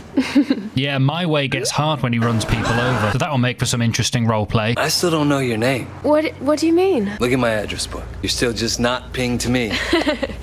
That's cute. I like that. So you want to set me straight? Eventually. I guess we'll see what it takes to get it out of you. No, we won't, because you can only date people once in this game. Copyrighted music, heavily implied they bang. That was not ping. Outside our North Point apartment, Calvin tips us off that Tiffany's cheating on us. A notion that is tone deaf in timing, considering Wei just pump and dumped 3 women in the same night. That's not going to stop us from bugging a phone box to spy on her. Hey, baby. Hey, sugar lips. You keeping one for me? We listen to the rest of their awkward, sexy chat like some kind of phone cook and find out they're meeting again next week. So we call Calvin and ask him to stalk her for us. Leveled up my face, though. Wait, is the game telling me you get street cred in Hong Kong for stalking women? I even accidentally called Jackie's Uncle Tran by accident looking for more women to cheat on. Turns out he gives you repeating missions to steal certain cars off the road for him, with the amount you earn being determined by how much you damage it on the way back. That's about 4 lockboxes worth right there. But no time for sleep tonight, because before we get home, Calvin's waiting to tell us he knows where Tiffany's going. So I'm afraid the stalking continues. Come on, Wei, look how she got into that car. That's an ick, isn't it? Nope, we've got to follow her unsuspiciously. We see she's meeting with a guy, so it's time for a cringy confrontation. What the hell you think you're doing? Who are you? Wei Shen, motherfucker. Who you? Oh, only the big triad gangster can sleep with other people? Whoa, triads? I'll see you later. Who is this not pink person? Like, she didn't mean anything to me. It was just part of work. Oh, Wei, you should have gone with I was just in it for the map upgrades. But it's alright, because getting dumped levels up your face around here. Thank God Uncle Po hasn't croaked in the hospital during all of that, where with the help of his advisor Pockmark, he's choosing a temporary chairman until he's well again, hence why all the red poles are here. Wei, my boy. Uncle, you're okay. Thanks to you. Po starts by telling us to squash our beef with Big Smile Lee. And I just want to say his nickname makes sense given the big off scar. Pockmark makes sense too, but we never find out why she's called Broken Nose Jan. Po proceeds to ask Pockmark to ensure Wei is initiated as a red pole. But first, an assignment. Young Leon. He has been selling to schoolgirls and was ordered to stop. He switched to the 18K instead. Make an example of him. He adds that we can bring along any uninitiated members to consider them initiated too. And finally, it's time for Po to decide who will lead in his place. He starts by asking Pockmark, but he declines. And naturally, Lee's about to suggest himself, but Zhang interrupts to suggest Tu Chin Sao instead. Can't say I understand that nickname either, but I guess by sheer virtue of being Uncle Po's nephew, he's our new chairman. Jackie, it's Wei. Where are you? Getting a massage, man. Let me tell you, the girls here are... Listen. I'm on my way over. We got an errand to run. See you in a few minutes. What just happened? Which of the following 3 actions do you think ruined my perfect cop score? Is it A, stealing a taxi? Or B, crashing into someone's car but diving out right before impact, meaning you weren't technically in control of the vehicle anymore and can't be held responsible? Or C, bumping into a railing? It was that one. You're about to become a full member of the Sun On Yi. Yeah, baby! Oh, don't worry about it, my man. It'll be your turn soon. Jackie, they're making me a red pole. Holy shit! I love that Jackie's only just being considered a member, but he's thankful enough to buy Wei a massage for his member, and he's clearly excited about his initiation. Brothers after that, man. Sun On Yi brothers. Yeah. Looks like things are looking up for Jackie in general, because he went out with his love interest Ju Mei the other day. Finally asked her out, huh? So how'd it go? Man, I made her laugh so hard. I read that somewhere, that if you make a girl laugh, she'll fall in love with you. Here we are, the Galleria that Young is in, where his crew jumps us, leading to the sloppiest fight yet. Still won with all my health intact though, because this game's kind of easy. Scratch that, I can't cheese this boss fight with the light attack sweep combo. Yeah, cheers Jackie, big help there mate. I had an easier time accidentally kicking Jackie in the face. In fact, I went so long not hitting this guy, I think the game got bored and faded to black, triggering a cutscene where Young kicks Wei's ass and pulls a gun on him. Jackie's in shock over his first kill, but this is a typical Tuesday for Wei. Wei, I've never done that before. Did you see the look in the guy's eyes? I did, but you didn't, because he was facing away from you. I always thought about how it looked. I didn't know how it made me feel, you know? You can feel it in my stomach. Shit, Wei. Calm down. Look, it'll wear off, okay? Yeah, eventually you'll learn to love watching the light go out in their eyes like Wei does. Hence why we're getting initiated. You know the vibe, it's all very ceremonial. And Pockmark goes on for ages about how we're all brothers, which is handy, because, you know, Wei's family's dead. Betray your brothers and you will die 1,000 times over, slowly, in the dark. And without a girlfriend, because you cheated on all of them. The Sun On Yi and the gods themselves will burn your soul from your body and crush the ashes with our heels. Well, that was uplifting. Time to meet with Raymond again. I read your report. I'm flattered. Was it a slow day or something? Pendrew's very impressed. I'm not gonna lie, I'm sort of impressed too. Raymond explains that Pendrew wants us to look into a man called Sonny Woe, an absolute sleazeball who's affiliated with the Sun On Yi through his huge revenue streams in the adult filmmaking and human trafficking industry. Bringing him down would severely hurt the Sun On Yi. I'll see what I can do, Raymond. By the way, you hear anything about Dog Eyes? He seems to have disappeared. Yeah, that's that new flavor of noodles. Haven't heard a thing. He then orders Wei to set Jackie up for an arrest. He refuses, so Raymond accuses him for a second time of getting too attached. I'm not getting attached. I'm not a f***ing idiot, okay? He's part of my cover. He brought me in. He's the one who vouched for me. And now you're so high up, you don't need him.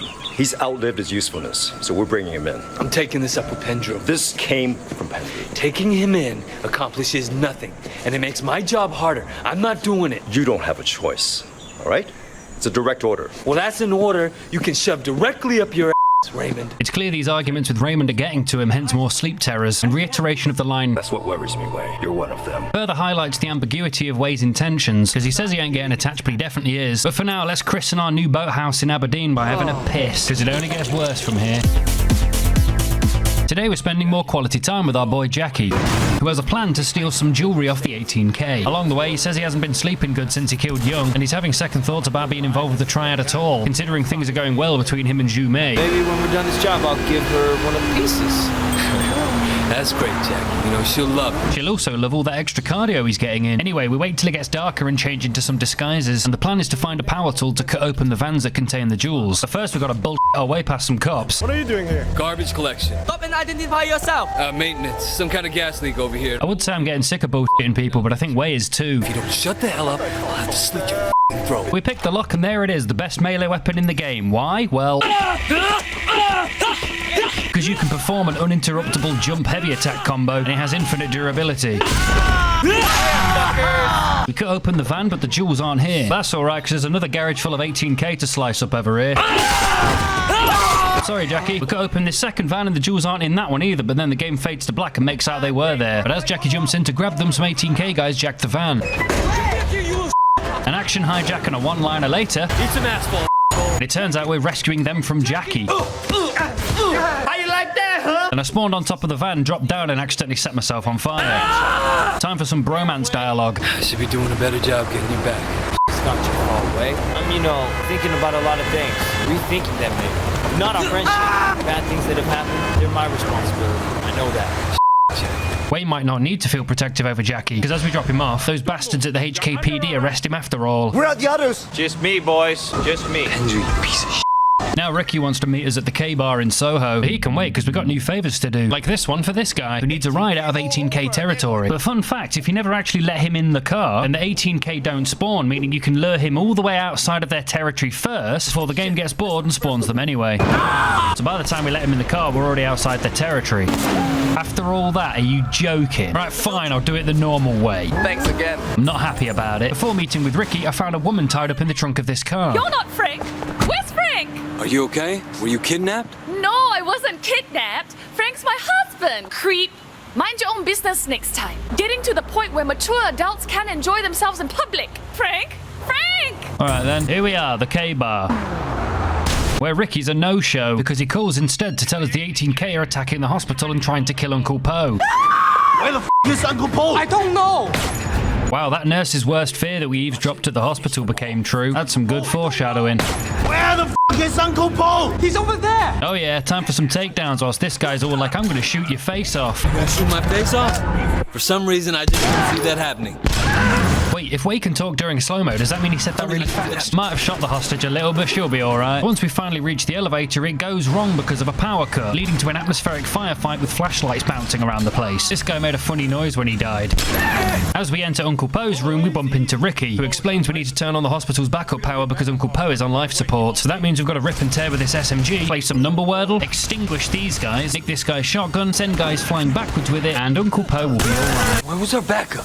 Man, who's looking out for us? No one ever looks out for you in this town. I don't know, man. Feels like the game has changed. Used to be a brotherhood. There was a code, even amongst rival triads. Now we're killing each other at weddings, even in a hospital. And for what? Oh no, the police have spotted us. That's alright, they wouldn't arrest a man who does sick jumps like this. Whilst we take Ricky to his drop-off point, Wei ponders who's behind the attack, since the 18K uniforms they were wearing at the wedding massacre turned out to be fake. So it could be another red pole gunning for the chairman position by assassinating Uncle Po. Hey Ricky, keep it tight. There aren't that many decent guys left in this gang. Alright. Cool. Time for a favor. Whoops. This guy called Dusty's trying to make a free-running video. But I dropped this tab and now I'm kind of having trouble focusing. You're not a green lizard, are you?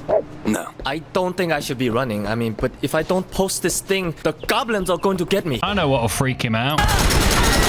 Impressive! Turns out he's into snuff. Oh look, that Dusty guy is back, and this time he's high on shrooms. What a twist. I guess the last snuff film sold well, because now he wants another one. What better way to end this day than with the murder of an innocent couple? Day 12 starts with a call from Not Ping. I went by Bam Club looking for you. Who's Tiffany? You cheating pig! I will never forgive you. Never! Okay, call me.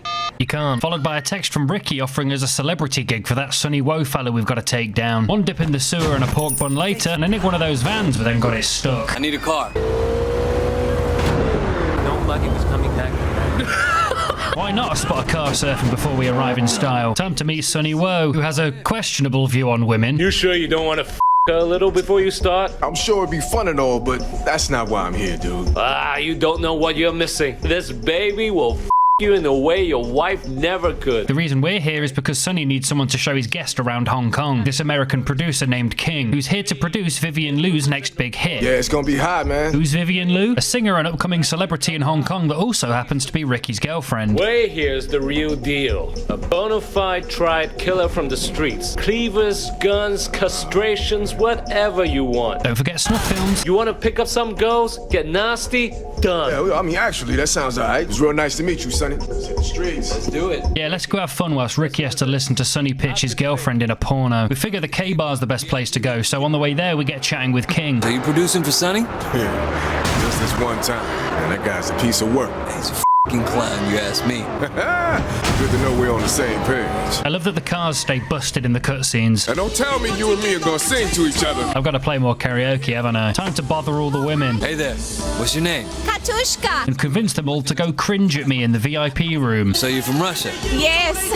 How'd you guess? Katushka. Call it a hunch. King, my man, you kind of cramping my style here. These women are just in it for the free drinks. So this lady named Ilyana will join us if we save her from the drunk guy bothering her. I usually don't come to places like this. Well, if you ever want to hang out at places not like this, let me know. That's right, the cheating spree doesn't end there. We've got 2 more dates to do. But for now, let's crush some karaoke whilst King has fun with all the women. You really have charisma. I rocked out so hard, random people started wandering in. No, I'm not having that. Get out. VIPs only. Wei Shen takes his job seriously. You got balls. I'll give you that. We snap some pics of the crazy night we had, and it's time to leave. You give good tourists, Wei. As we get outside, we get jumped by some 18K guys. This is icing on the f***ing cake. Gotta hand it to him, he's actually getting in there. Damn, that's some nasty ass you got going on. Remind me not to f with you. Looks like this is the beginning of a beautiful friendship. We never see him again. Whoever decided to bind hiring a taxi and hijacking a taxi to the same button must hate taxi drivers, and I don't blame you, because me too. So because Sonny Woe has connections to Big Smile Lee's prostitution racket, Sonny considers Vivian his property that he regularly forces to sleep with his associates, meaning Sonny definitely doesn't know about her relationship with Ricky. Are we clear? Of course, Sonny. You're not getting attached, are you? A man of your caliber? You don't need to worry about that. I hope not. You ever some famous way? Maybe one day. It's a trip, man, let me tell you. You drive by one of those billboards the size of a building, and you tell yourself, I'm going to her place. Bend her over the table and Yeah, okay. Speaking of stars, I need to go pick up Vivian. Sonny orders Wei to fetch Vivian instead, so Ricky hands us the keys to his car. Go ahead and f her if you want. Just don't damage the goods. Depends what our map upgrades are. Time to finally meet this Vivian. Who are you? I'm Wei. Ricky sent me. Didn't he tell you? No, I was expecting Ricky. Everything okay? Everything is not okay. Is it wrong of me to want to see my boyfriend? Why do I have to put up with this? No, Vivi, it's not wrong. And you put up with it because Ricky loves you. That's Sandra, the 5th and final date in this game. Her whole personality is getting turned on by street racers. Do you have steady hands at high speeds? Yeah, absolutely. She He wants us to do a street race. You a gangster like Ricky? Let's say I'm as much of a gangster as Ricky. This line would be a lot smarter if Ricky was an undercover cop too. Recently, I've wanted to date a gangster. Well, maybe I'll see if I can find one for you. The conversation pivots to Sonny Woe, and the two voice their disgust, with Sandra citing a story about the yacht party she attended when she was 16, at which Sonny tried to coerce her into sexual favours. Except I didn't hear any of the story because the game broke its own rule by activating a cutscene long before I reached one of those colourful blips. Anyways, Sonny was there. That's as much as I heard, and I had to look it up. Turns out the guy we're racing is Sandra's ex-boyfriend, a guy named Alex. Now, if you win, I'll let you take the girls home. Way! Okay, we race for the girls and 100,000. Sure, I'll take your money too. You racing with the girls in your car? The extra weight will slow you down, idiot. Think of it as your head start, Alex, because you're gonna need it. Think of it as your head start. So we win the race without difficulty, Sandra screams with excitement, obliterate another one of Ricky's cars, ramming the police, and Wei flirts with Sandra, but the moment's ruined. Oh, get a room, you two. I think that's a bit later. Oh, you are a confident bastard. I like that. Then we drop them off and Sandra's all like, tell Wei he can take me on a second date. Whilst Vivian thanks us like a normal person. Day complete. Day 13 starts with a panicked call from Ilyana, the lady from the K-bar, saying her friend has gone missing. Katushka doesn't have a visa. She's illegal. Girls like her go missing all the time, but usually they don't have anywhere to go for help. I'll check it out. Would you? Oh, thank you. During wheelie practice, another Calvin favour popped up, a carbon copy of the previous one, meaning yes, I could just get in the thief's car before he takes off again. But this time I thought it'd be funny to stuff him in the trunk and drive him into the harbour, but I got the car stuck. So I pulled him out and punched him all the way to another one. The best part is it just puts the bag in your hand after you've done it. That was easy. Let's jog away from the police. 4 servings of waffle eggs and a taxi ramp later, and it's time to visit Tang so we can fill her in about Katushka's kidnapping. Russian hostess, probably here illegally. You didn't have to bring that up, you narc. You know, I keep waiting for the other shoe to drop with you, but you've really helped us out a lot lately. Let me know what you find. I love Chisenberg. I wish Chisenberg was my dad. This arriving style went so badly the cops saw me kill someone, so now I've got to evade the police before I can start the mission. But remember, action hijacks lower your wanted level in this game. Even if the police officer firing rounds into your chest from 2 inches away sees you do it. That's probably like 10 people late for work now. They'll let him get away with anything. Have you found out anything? Not yet. Did Katushka have any favorite clients? Guys that liked her particularly? Or anything like that? You should talk to Mr. Chen.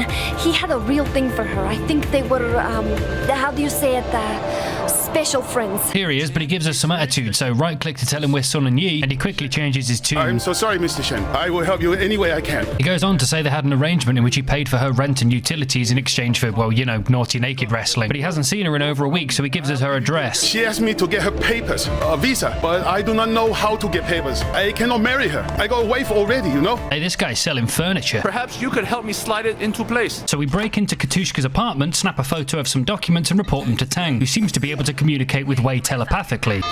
The number belongs to Yarkwai Lai, Fisherman Lai. He's affiliated with 18K, runs a number of businesses along the waterfront. We think he's heavily into their smuggling operation. But he's also an avid gambler, so we're going to bet Ilyana on a game of poker, then plant a tracker on her to see where he takes the trafficking victims. Calvin needs help again. These thieves really need to lock their passenger side door. Sometimes the favours are as simple as dealing with a drunk guy. But I love him. He gives so much character to the city and a reason to explore. I could have beat this guy up, but I chose not to. Wei is a nice guy. Now it's time to dress like Mr. Moneybags, dive into the harbour, steal a boat, and sail all the way to the gambling den. Only money talks at this table. Well, let's get the conversation going. Have a seat. I enjoy watching people lose. I won twice, in fact. We've got to lose after betting Ilyana, so I lost the third one intentionally. Bring the girl to the docks at Central. So that's exactly what we're going to do. We'll slap a tracker on her first and snap a pic of the exchange for evidence, then follow the boat along the coast before losing it at the final vantage point, meaning it's time to steal this boat and follow the tracker into this cave that's not a natural formation, by the way. There goes Fisherman Lai, and he's got all the women caged like animals. This cutscene showing armed men following me bugged out because one of them got stuck in the doorway. So I disposed of him with all these rare guns. You're not like the others, Wei. There's something about you. I told you would save us. 10 calls to say they've arrested Fisherman Lai, resulting in the rescue of countless women from forced prostitution. So that's yet another arm of the triads dismantled. That's the last file I have open. I won't need you again for a while. Keep safe, Wei, and good luck. That's the last of the police cases, and I'm sad to see them go because they showcase the real gritty horrors of the triads, that act as a sort of immersion check to ensure we remember Wei's supposed to be a cop and not the ruthless killer he's posing as, especially as he continues to lose his sense of identity, climbing the ranks of the Son on Yi. Hence why we're meeting Jiang for tea. She tells us that Tu Chin Sao is planning to make his position as temporary chairman permanent. Big Smiley will kill him before he'll let that happen. Indeed. So Jiang suggests we find a more creative and less forceful way to get Tu-Chin to step down. Tu-Chin likes heroin. So far, he has managed to control his habit. 但係 anyone who indulges as he does lives permanently on the brink of an abyss. I've arranged for the quality of his supply to improve, and now you will give him a nudge over the edge. Okay. How? He is an immensely superstitious man, obsessed with feng shui. He cannot bear to have the slightest thing out of place for fear of the misfortune it will bring. Or to put it less cryptically, we're going to smash up his flat so he thinks it's a paranormal encounter and relapses back onto heroin. And no better sidekick for such a task than Jiang's right-hand man, Old Salty Crab in his crab car. Mrs. Jiang said you were gonna do some home decoration. I've been spending a lot of time reading about ghosts and the supernatural. Want to make sure nobody I kill can hurt me. You know what I mean? As we arrive, we see Tu-Chin leave his apartment to go gambling, so Salty suggests we hop his neighbor's fence. Got a delivery for you? My husband didn't tell me. Go away. Well, that didn't work. Let's try a different apartment. Is that you, baby? Yeah. Yes, it is. We got to hurry. My wife is going to be back in 20 minutes. Reminds me of myself when I was your age, but less salty. We hop the fence and Salty pulls a muscle, then hop over the wall and kick open the gate. You're pretty and talented. What? I say you're pretty talented. Oh, okay, sure. You too, Salty. Then we pick the lock and we're in. After we claim the statue, Salty suggests we set the time on his clock to 4:44 and unplug it. 4:44. I bet he smells salty and all. Then Wei puts his back out, shifting the piano to a funny angle, and we're done. Except, uh-oh, security's checking the place out. You ordering food from the Golden Koi soon? I'll be right down. They're gone. Come on. As we leave, we notice we've been caught on a security camera, meaning it's time for a spot of number wordle while Salty tells us the origins of his name. Basically because the restaurant owner owed him money, so he went there every day for a year and ate nothing but the most expensive item on the menu, the salt crab, hence the name. Tu-Chin's back and he's fuming about all the money he lost gambling. Why did you stop me? It's your job to protect me, isn't it? Rodents, all of you. Hey, leave Shavehawk alone. What is this? How can you let this happen? It's all gone to gone to What do you want us to do, boss? Get out! Get out! I need to think! Time to make our deft escape in the car the guards left behind. I always wanted to get myself one of these. One of these? Really? Yes, he's got it. Looks like the Golden Koi delivers quick. Time to drop Mr. Krabs off at the Crabmobile. Nice work, kid. You got your salty style. Hi, comes in. See you later, kid. Old Salty style. Best character yet. Hello. Wei, Uncle Po. He's dead. Uncle Po's dead, who cares? Look at this sick car I got. All the better to help Calvin with. You're not gonna shoot anyone, are you? Nah, he's just gonna blow up a police station whilst Wei does funny robot arms. Well, it's a good job we saved Calvin from being fed into a Findus lasagna, else we wouldn't have become an accomplice to terrorism. Now this guy Dr. Tang wants us to track a package as it passes through the sewers. Think of it like a drug delivery system but with more piss and which in gameplay terms just means following these yellow blips. If you haven't noticed, a lot of these favours come in threes, hence why we're getting mugged again trying to fix someone's motorbike. But the idiot falls and breaks his leg, so I tried to Mad Max his ass but the game didn't let me. So I guess this cool finishing move I'll have to do. Speaking of threes, Dr. Tang wants us to track a second package. For the third time though, they've mixed up the reasoning, because now we're testing his special GPS that lets you avoid cops, a useless invention in this city. See, that's 6 dead and they don't even care. Now we've returned the penultimate jade statue, let's learn this double jump kick move that you can perform by clicking with your long mouse first, then your normal one. Time for our main mission, where Sonny wants to know how our date with Vivian went. You wanna be her new boyfriend? Relax, Ricky. I'm just making a joke. He then asks if we know who Fifi Meow is, an aging but famous movie star in Hong Kong that's another victim of cut content, who's about to star in another film in the stripper assassin franchise. But I want the role for Vivian. That's a great idea. That would be huge for Vivian. Yeah, it would help her profile. Sonny then dismisses Ricky to discuss matters with Big Smile Lee with Wei. We've got a joint venture making porn. He brings the girls, I bring the production and distribution. That's good money, I bet. Yeah. If Vivian pisses me off, that's where she'll end up. But there's more money if I keep her a star. I just have to make sure she doesn't flake out on me. Hence why it's now our job to go install cameras in Vivian's apartment so Sonny can use it as revenge porn blackmail. I'll take care of it for you. For once, bullshitting our way past the guard doesn't work, so I guess it's back to climbing the green tarps and kicking janitors in the face for fun. Here we are, Vivian's apartment, where we find the final jade statue and hack her computer, then receive a text from Raymond telling us to meet with Pendrew in Central. Just as we finish bugging the kitchen, our unwitting soon-to-be porn stars show up, but I accidentally stood on the green blip too early and it broke Ricky's dialogue. You look beyond beautiful tonight. What are you doing? Every time I looked at you, all I could think was... That? I can't believe she's real. As Ricky and Vivian get settled for the evening, we install a camera in their bedroom before making an unnecessary amount of noise on the way out. Because it's time to confront Pendrew about arresting Jackie. Oh, I thought we were past all that. I just wanted to congratulate you on that business with Tang. Good riddance. What about Sonny Woe? Anything new there? What about Jackie, huh?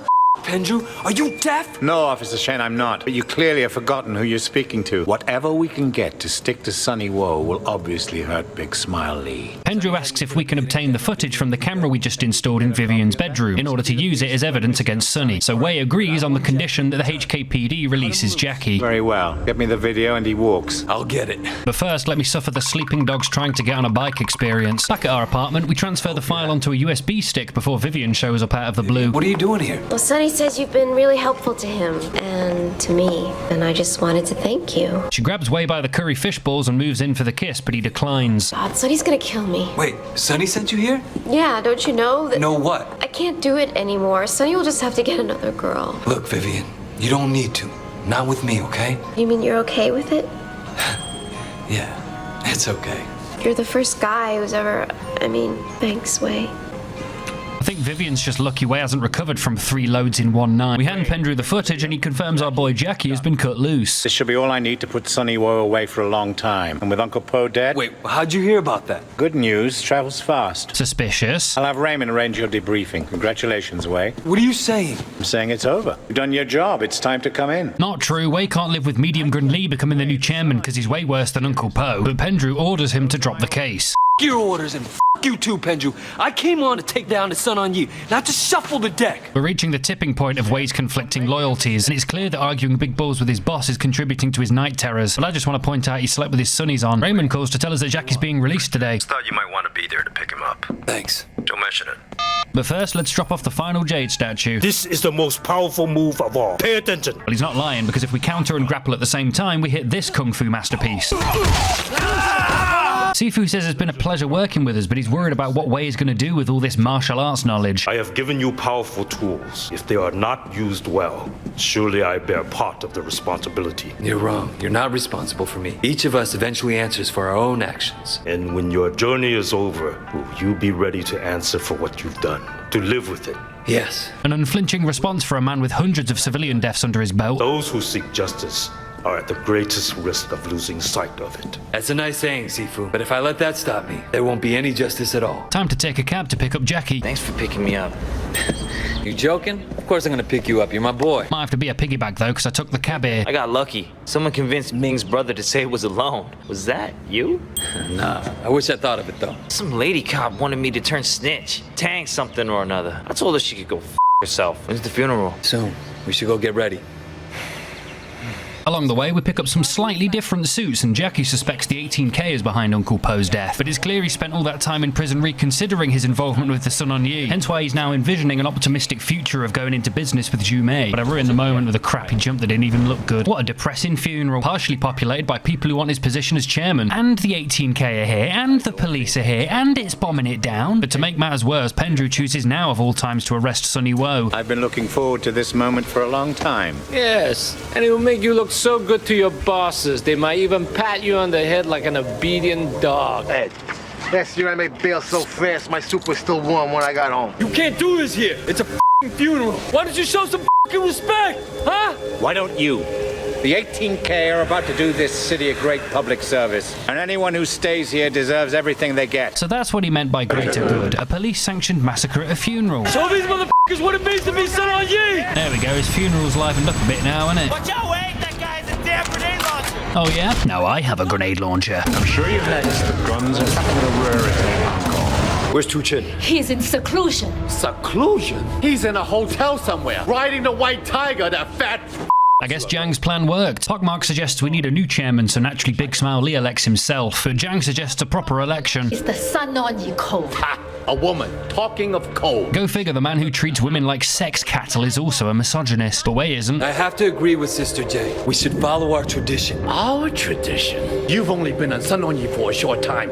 What do you know about our our tradition. Nevertheless, Pockmark sides with Wei and Jiang, causing Lee to throw a hissy fit. God, men are so emotional. More night terrors as Wei processes the fact his boss ordered a hit on him, but again, no time to recuperate because something big's going down in North Point. Arrive in style and Jackie's Uncle Tran is getting his comb-over kicked in. So Wei muscles his way in to test out his new move and crush someone to death. And Mr. Comb-over thanks us with an SMG to go on an 18k rampage. I say 18k, but Wei thinks Big Smile Lee might be behind it all. Hence why we've now got less than 30 seconds to make it to the Golden Koi. I guess he figures we can't vote against him if we're dead. Just for once, I'd like to fight someone outside my own triangle.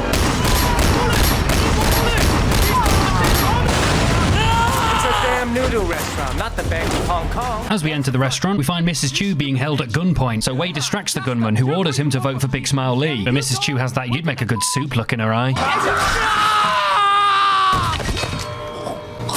God, I want her to do one alleyway massacre with a rare shotgun later, and Conroy beckons us onto the roof to hand us an even rarer assault rifle grenade launcher combo. So I rained down death on Lee's men until I accidentally jumped off, which triggered the fail state music and the cutscene at the same time. Now to loot the cops and race over to Ricky's house so we can both convince him to stop working for Lee and back Vivian in testifying against Sonny. Where the hell is Jackie? I don't know. I haven't seen him. Call him. He doesn't answer, so Wei's starting to worry they've gone after him. They went for Mrs. Chu. They're going after everyone. As we approach Ricky, he's immediately hostile because Sonny told him we slept with Vivian. What? Ricky, I didn't do anything. I swear it. But Sonny recorded a video of us together to blackmail me, and now the police have it. They're threatening to release it if I don't testify against Sonny. Yeah, that sounds like Pendrew. What do you think Lee will do to her when he hears? you said no? Of all the people Sonny told me to be with, Wei is the only one who said no. The only one. Even you. You didn't say no. Listen, Ricky, you have to choose.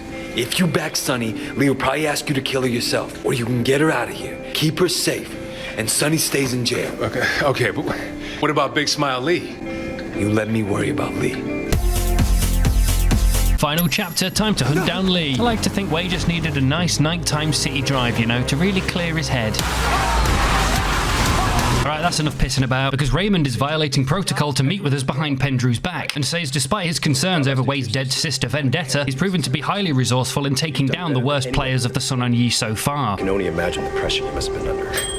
Don't get sappy on me now, Raymond. Wei's worried that Pendrew might blow his cover, but even Raymond doesn't know what that limey prick might do next, so he invites Wei to come in clean and smooth things over with him, but their chat is interrupted by an ominous phone call. Jackie, not now. I'm busy. Mr. Shen, we have your friend. So listen very carefully. You'll receive our instructions. Follow them if you want him to live. Look, it's Jackie. I need to go. Wait.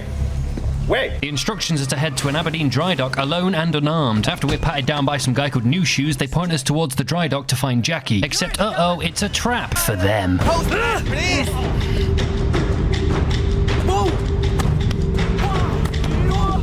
Yeah, that one didn't do it for me. The audio bugged out. Made short work of these other goons, though. So now this guy called Horseface is also going to get -5 for cringe so he can come get his gourd sent into a wall over and over. Then pressed up against the table saw and interrogated about the location of our boy. But he doesn't know, instead offering his phone so we can call a man who does. DY, 18K's head enforcer. Looks like Big Smile Lee's been working with the 18K. We've got all we need from him. Now they've gone and set our car on fire. I bet it's going to explode if I can hear it. Alright, fine, I can't be bothered to wait.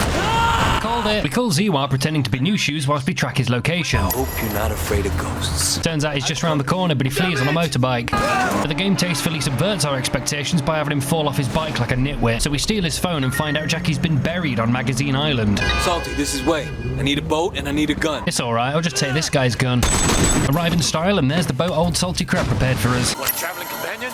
No. Land a few nasty headshots from a moving speedboat, and here we are. Jackie! Jackie! Oh! Oh, man. Calm down. I'm right here, brother. I was gonna die like an animal, man. Like a dog or something. How'd they get you?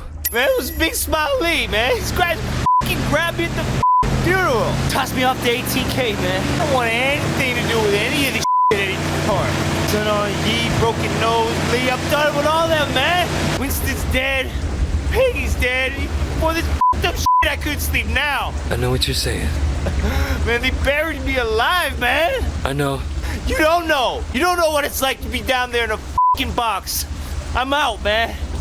I'm out. Wei's not going to argue with him, but he is going to ask him to come to the election and tell everyone what Lee has done. All right, but this is for you, Wei, not the sonny. Considering he just nearly died, Jackie wants to go for a walk to think about his life choices, so Wei lets him. Alright, don't do anything stupid. Listen, I felt like the story was coming to an end, but there's still 2 dates to do, so I've decided Wei gets turned on by digging up his friends. Hence why he's now calling Ileana for a shag. So it's back to the K-bar we go to meet her after a shift and spend our date free running across some rooftops. I like to work up a good sweat now and then. You? Well, you could talk me into it. Let's see if you can keep up. I decided to let her win, but it looks like this game is anti-gentleman. So on the second go, she ate my dust. You do this for fun? Yes. Well, what else do you do for fun? Are you coming on to me? Yeah. Is that okay? Yes, it's fine. I like it. And some copyrighted music plays, so I'm going to voice act this next bit. Wei, let me show you something. Really? I've been thinking about this for a while. Pegging. 100% pegging. Now we see lockboxes on the minimap. Time for round 2 with Sandra, the lady with the street racer fetish. So, you taking me driving? Yeah, come pick you up. She can wait though, because I got distracted by this favor in the K-bar. My gal loves karaoke, but I'm terrible at it. Can you convince her that real men can't sing? Say less.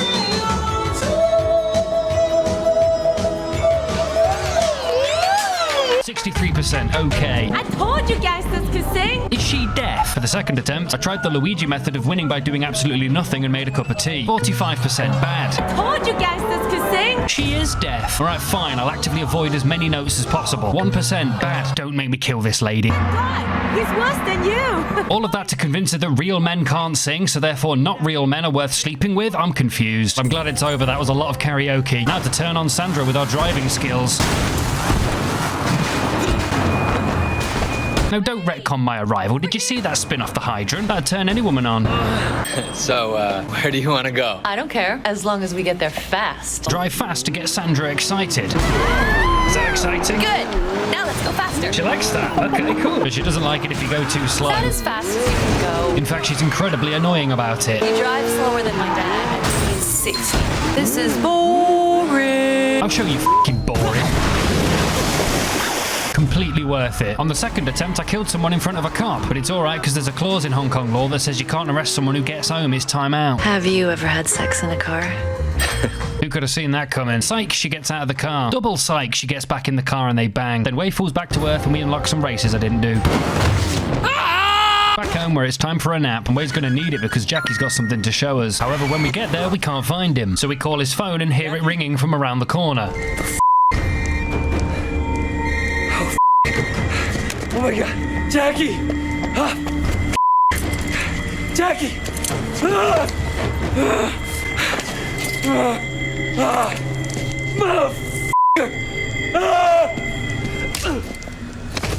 Wei's now awoken in the presence of Mr. Tong, who proceeds to start slicing away whilst he has flashbacks to significant plot events. The last cap I had in this chair lasted almost 48 hours.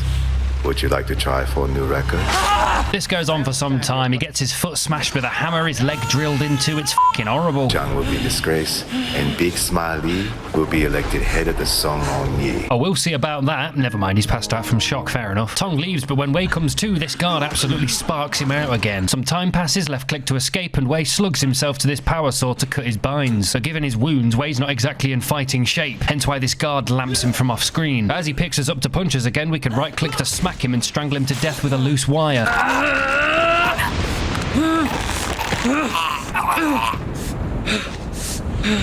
Then limp over to the bathroom and painstakingly drown his mate in his own piss.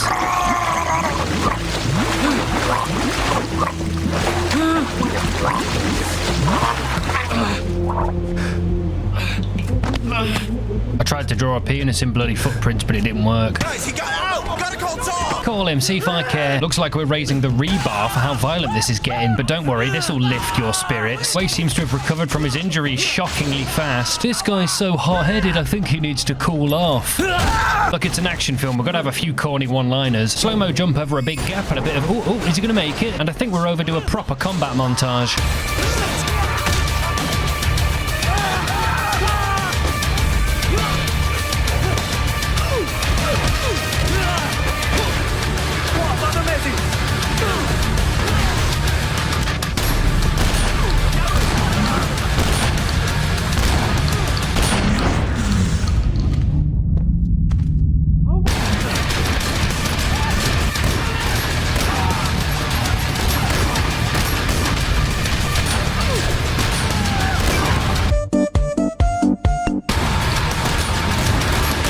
that's enough of that. It's time for a boss rush in a sauna thanks to these two nameless arseholes disarming Wei and actually putting up something of a fight. Well, this guy does because he just blocks everything. But this guy you can grab, so I made him kiss the hot coals. But he somehow doesn't scream, so I'll do it for you. Ooh, ow, that's really hot. Ooh, ow. Goldilocks is still blocking everything, so I resorted to the light attack sweep combo. Never mind, he's getting privy to it.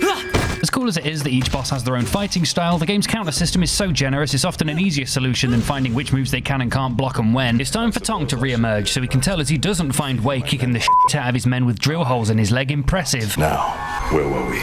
Getting your head kicked in. Your determination is impressive. See, now he's contradicting himself. But to be fair, anyone would struggle to be intimidating if the man you just slashed at 6 times got up again and kept fighting. Oh, because you killed his best mate and tortured some adrenaline into him.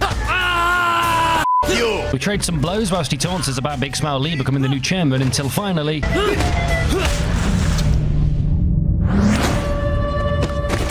Wei then satisfyingly hammers Tong's face into a purple f***ing pulp before rolling onto his back and saying, "Sorry, Jackie." Then Tong receives a text off Big Smile Lee. "You did this, Lee. I'm coming for you, motherfucker." Hey, we get to keep Tong's machete.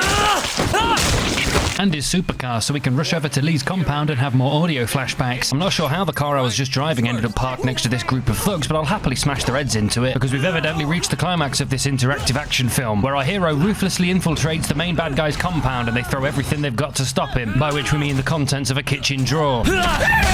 Inside Lee's compound, he must have saved his strongest men, because now they can survive multiple headshots.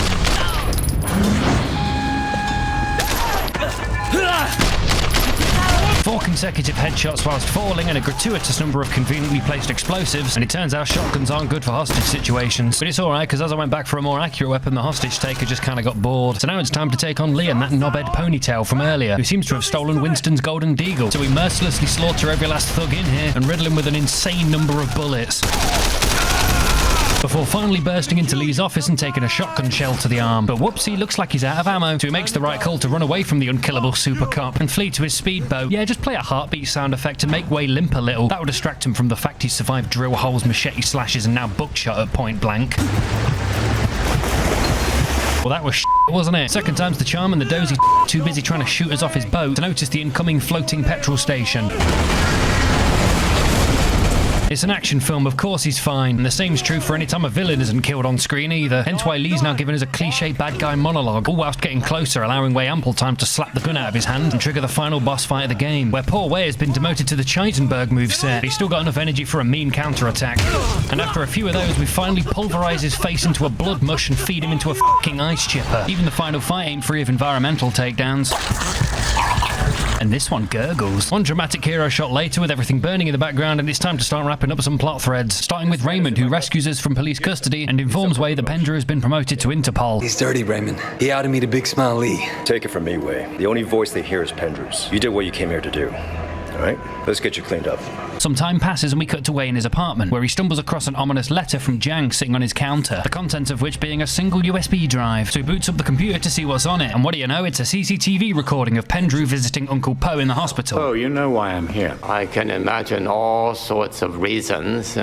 I'm sure you will tell me. I'm moving on to greener pastures, but not without taking care of some unfinished business with you and Sonny first. That's right, big twist. Pendrew killed Po. Wait till Interpol find out one of their newest recruits was cringe enough to forget about the hospital security cameras before assassinating a dragonhead. The only difference between you and me is I know what I am. Now, on the one hand, this twist does help Sleeping Dogs avoid falling into the realms of propaganda, given that Pendrew mirrors the same ruthless lust for power that you see within the Triad. It's just this contrast is undercut by the Deus Ex Machina of both Jiang pulling this USB stick out her ass and Pendrew forgetting to turn some cameras off. Just feels a bit rushed, but I bet they felt proper smart having Wei turn off the interrogation room camera like we saw Raymond do at the start of the game, because it's time for Pendrew to blab about his motivations. I serve the greater good, but you let them get to you. You abandoned your duty, officer, and became one of them. You deserve to be handed over to Big Smile Lee. Did I? Well, Pendrew, I guess everyone gets what he deserves, including you. You ready for life in prison? What? Because all your old buddies are gonna be waiting for you. I made sure they found out what you did to Uncle Po. That's a f***ing death sentence. I know. Where you can't. I won't last a day in there. That's the plan. Cold and very satisfying. I just think the cynic in me would have weirdly preferred Pendrew got away with it, to double down on the themes of police corruption, instead of this rushed happy ending that insists Wei is a hero, not the tumultuous and morally conflicted psychopath we've been playing as for the past 15 hours. They just kind of allude to Wei's inner conflict in this wrap-up chat with Teng. Strange to say it after all that's happened, but Hong Kong kind of feels like home. Yeah, but which Hong Kong? Officer. Just imagine if they'd stuck to the true crime roots and fleshed out the dual XP system so that it actually affected the outcome of the story. Because then you could dare to end on a much more tastefully sour and gritty note than the linear one we got, where Zhang, who is now the dragonhead of the Sun on Yi, says, yeah, Wei was a cop, but he was helpful, so blow it, fam. Drive away and roll credits. Revisiting Sleeping Dogs 13 years later has been an absolute treat. It managed to scratch an itch left by Cyberpunk of all things. And not just because I'll never get attached to a Jackie ever again, but because they're both set in a vibrant city where we explore its seedy criminal underbelly to see just how deep the rot goes, and how it affects the lives of various well-voice acted characters, like Jackie, the likeable, naive young initiate whose idealization of gangster life ultimately caught him in the crossfire of an endless escalating crime war bloodbath, or Vivian, the aspiring vocalist and actress whose surprisingly caring, rich gangster and potentially undercover boyfriend is loyal to the scumbag human trafficker that forces her to sleep with his business associates. It's gritty stuff, and I'm a sucker for anything that can balance these darker themes with comedic relief. As for Wei, he's kind of an anti-hero. You never truly know where his loyalties lie. Sure, he's got that personal vendetta against Dog Eyes, and his emotional connection to the Water Street Boys from a young age muddies the water. Whilst trying to climb the ranks to reach the chairman, he instead finds himself part of a brotherhood that quickly becomes the corporeal stand-in for his dead family, dooming him to repeat the cycle of avenging those he cares about the most. And he's hardly a fucking responsible cop, especially considering he had a clear dislike for authority long before his boss tried to kill him in a vain attempt to further his own career, and he's practically forced to kill people by Conroy's endless suspicion, lest he give the game away like his predecessor Charles Ho, who was subsequently buried alive, which to this day is the best attempt I've seen from writers to tackle the inevitable ludonarrative dissonance of presenting your protagonist as caring, whilst simultaneously letting us mow down hordes of civilians, because any war crimes you commit can be swept under the rug as Wei trying to increase his notoriety as a ruthless gangster. Is the story anything mind-blowing? No. If anything, it's predictable, but it knows exactly what it wants to be. An homage to Hong Kong action cinema with an emphasis on character-driven storytelling. The kind of character writing Black Ops 3 could only dream of. Psst, go watch that video next. That succeeds in making you feel like the badass one-man army these films are always centered around. Is it a masterpiece? Not quite. Its flaws are laid bare the moment you scrutinize its individual mechanics. The shooting isn't anything revolutionary, and neither is the melee combat compared to the Arkham series. The driving's a little floaty and the camera actively hates you. The dating system's half missing and the dual XP system is just a relic of the past. But ultimately, none of that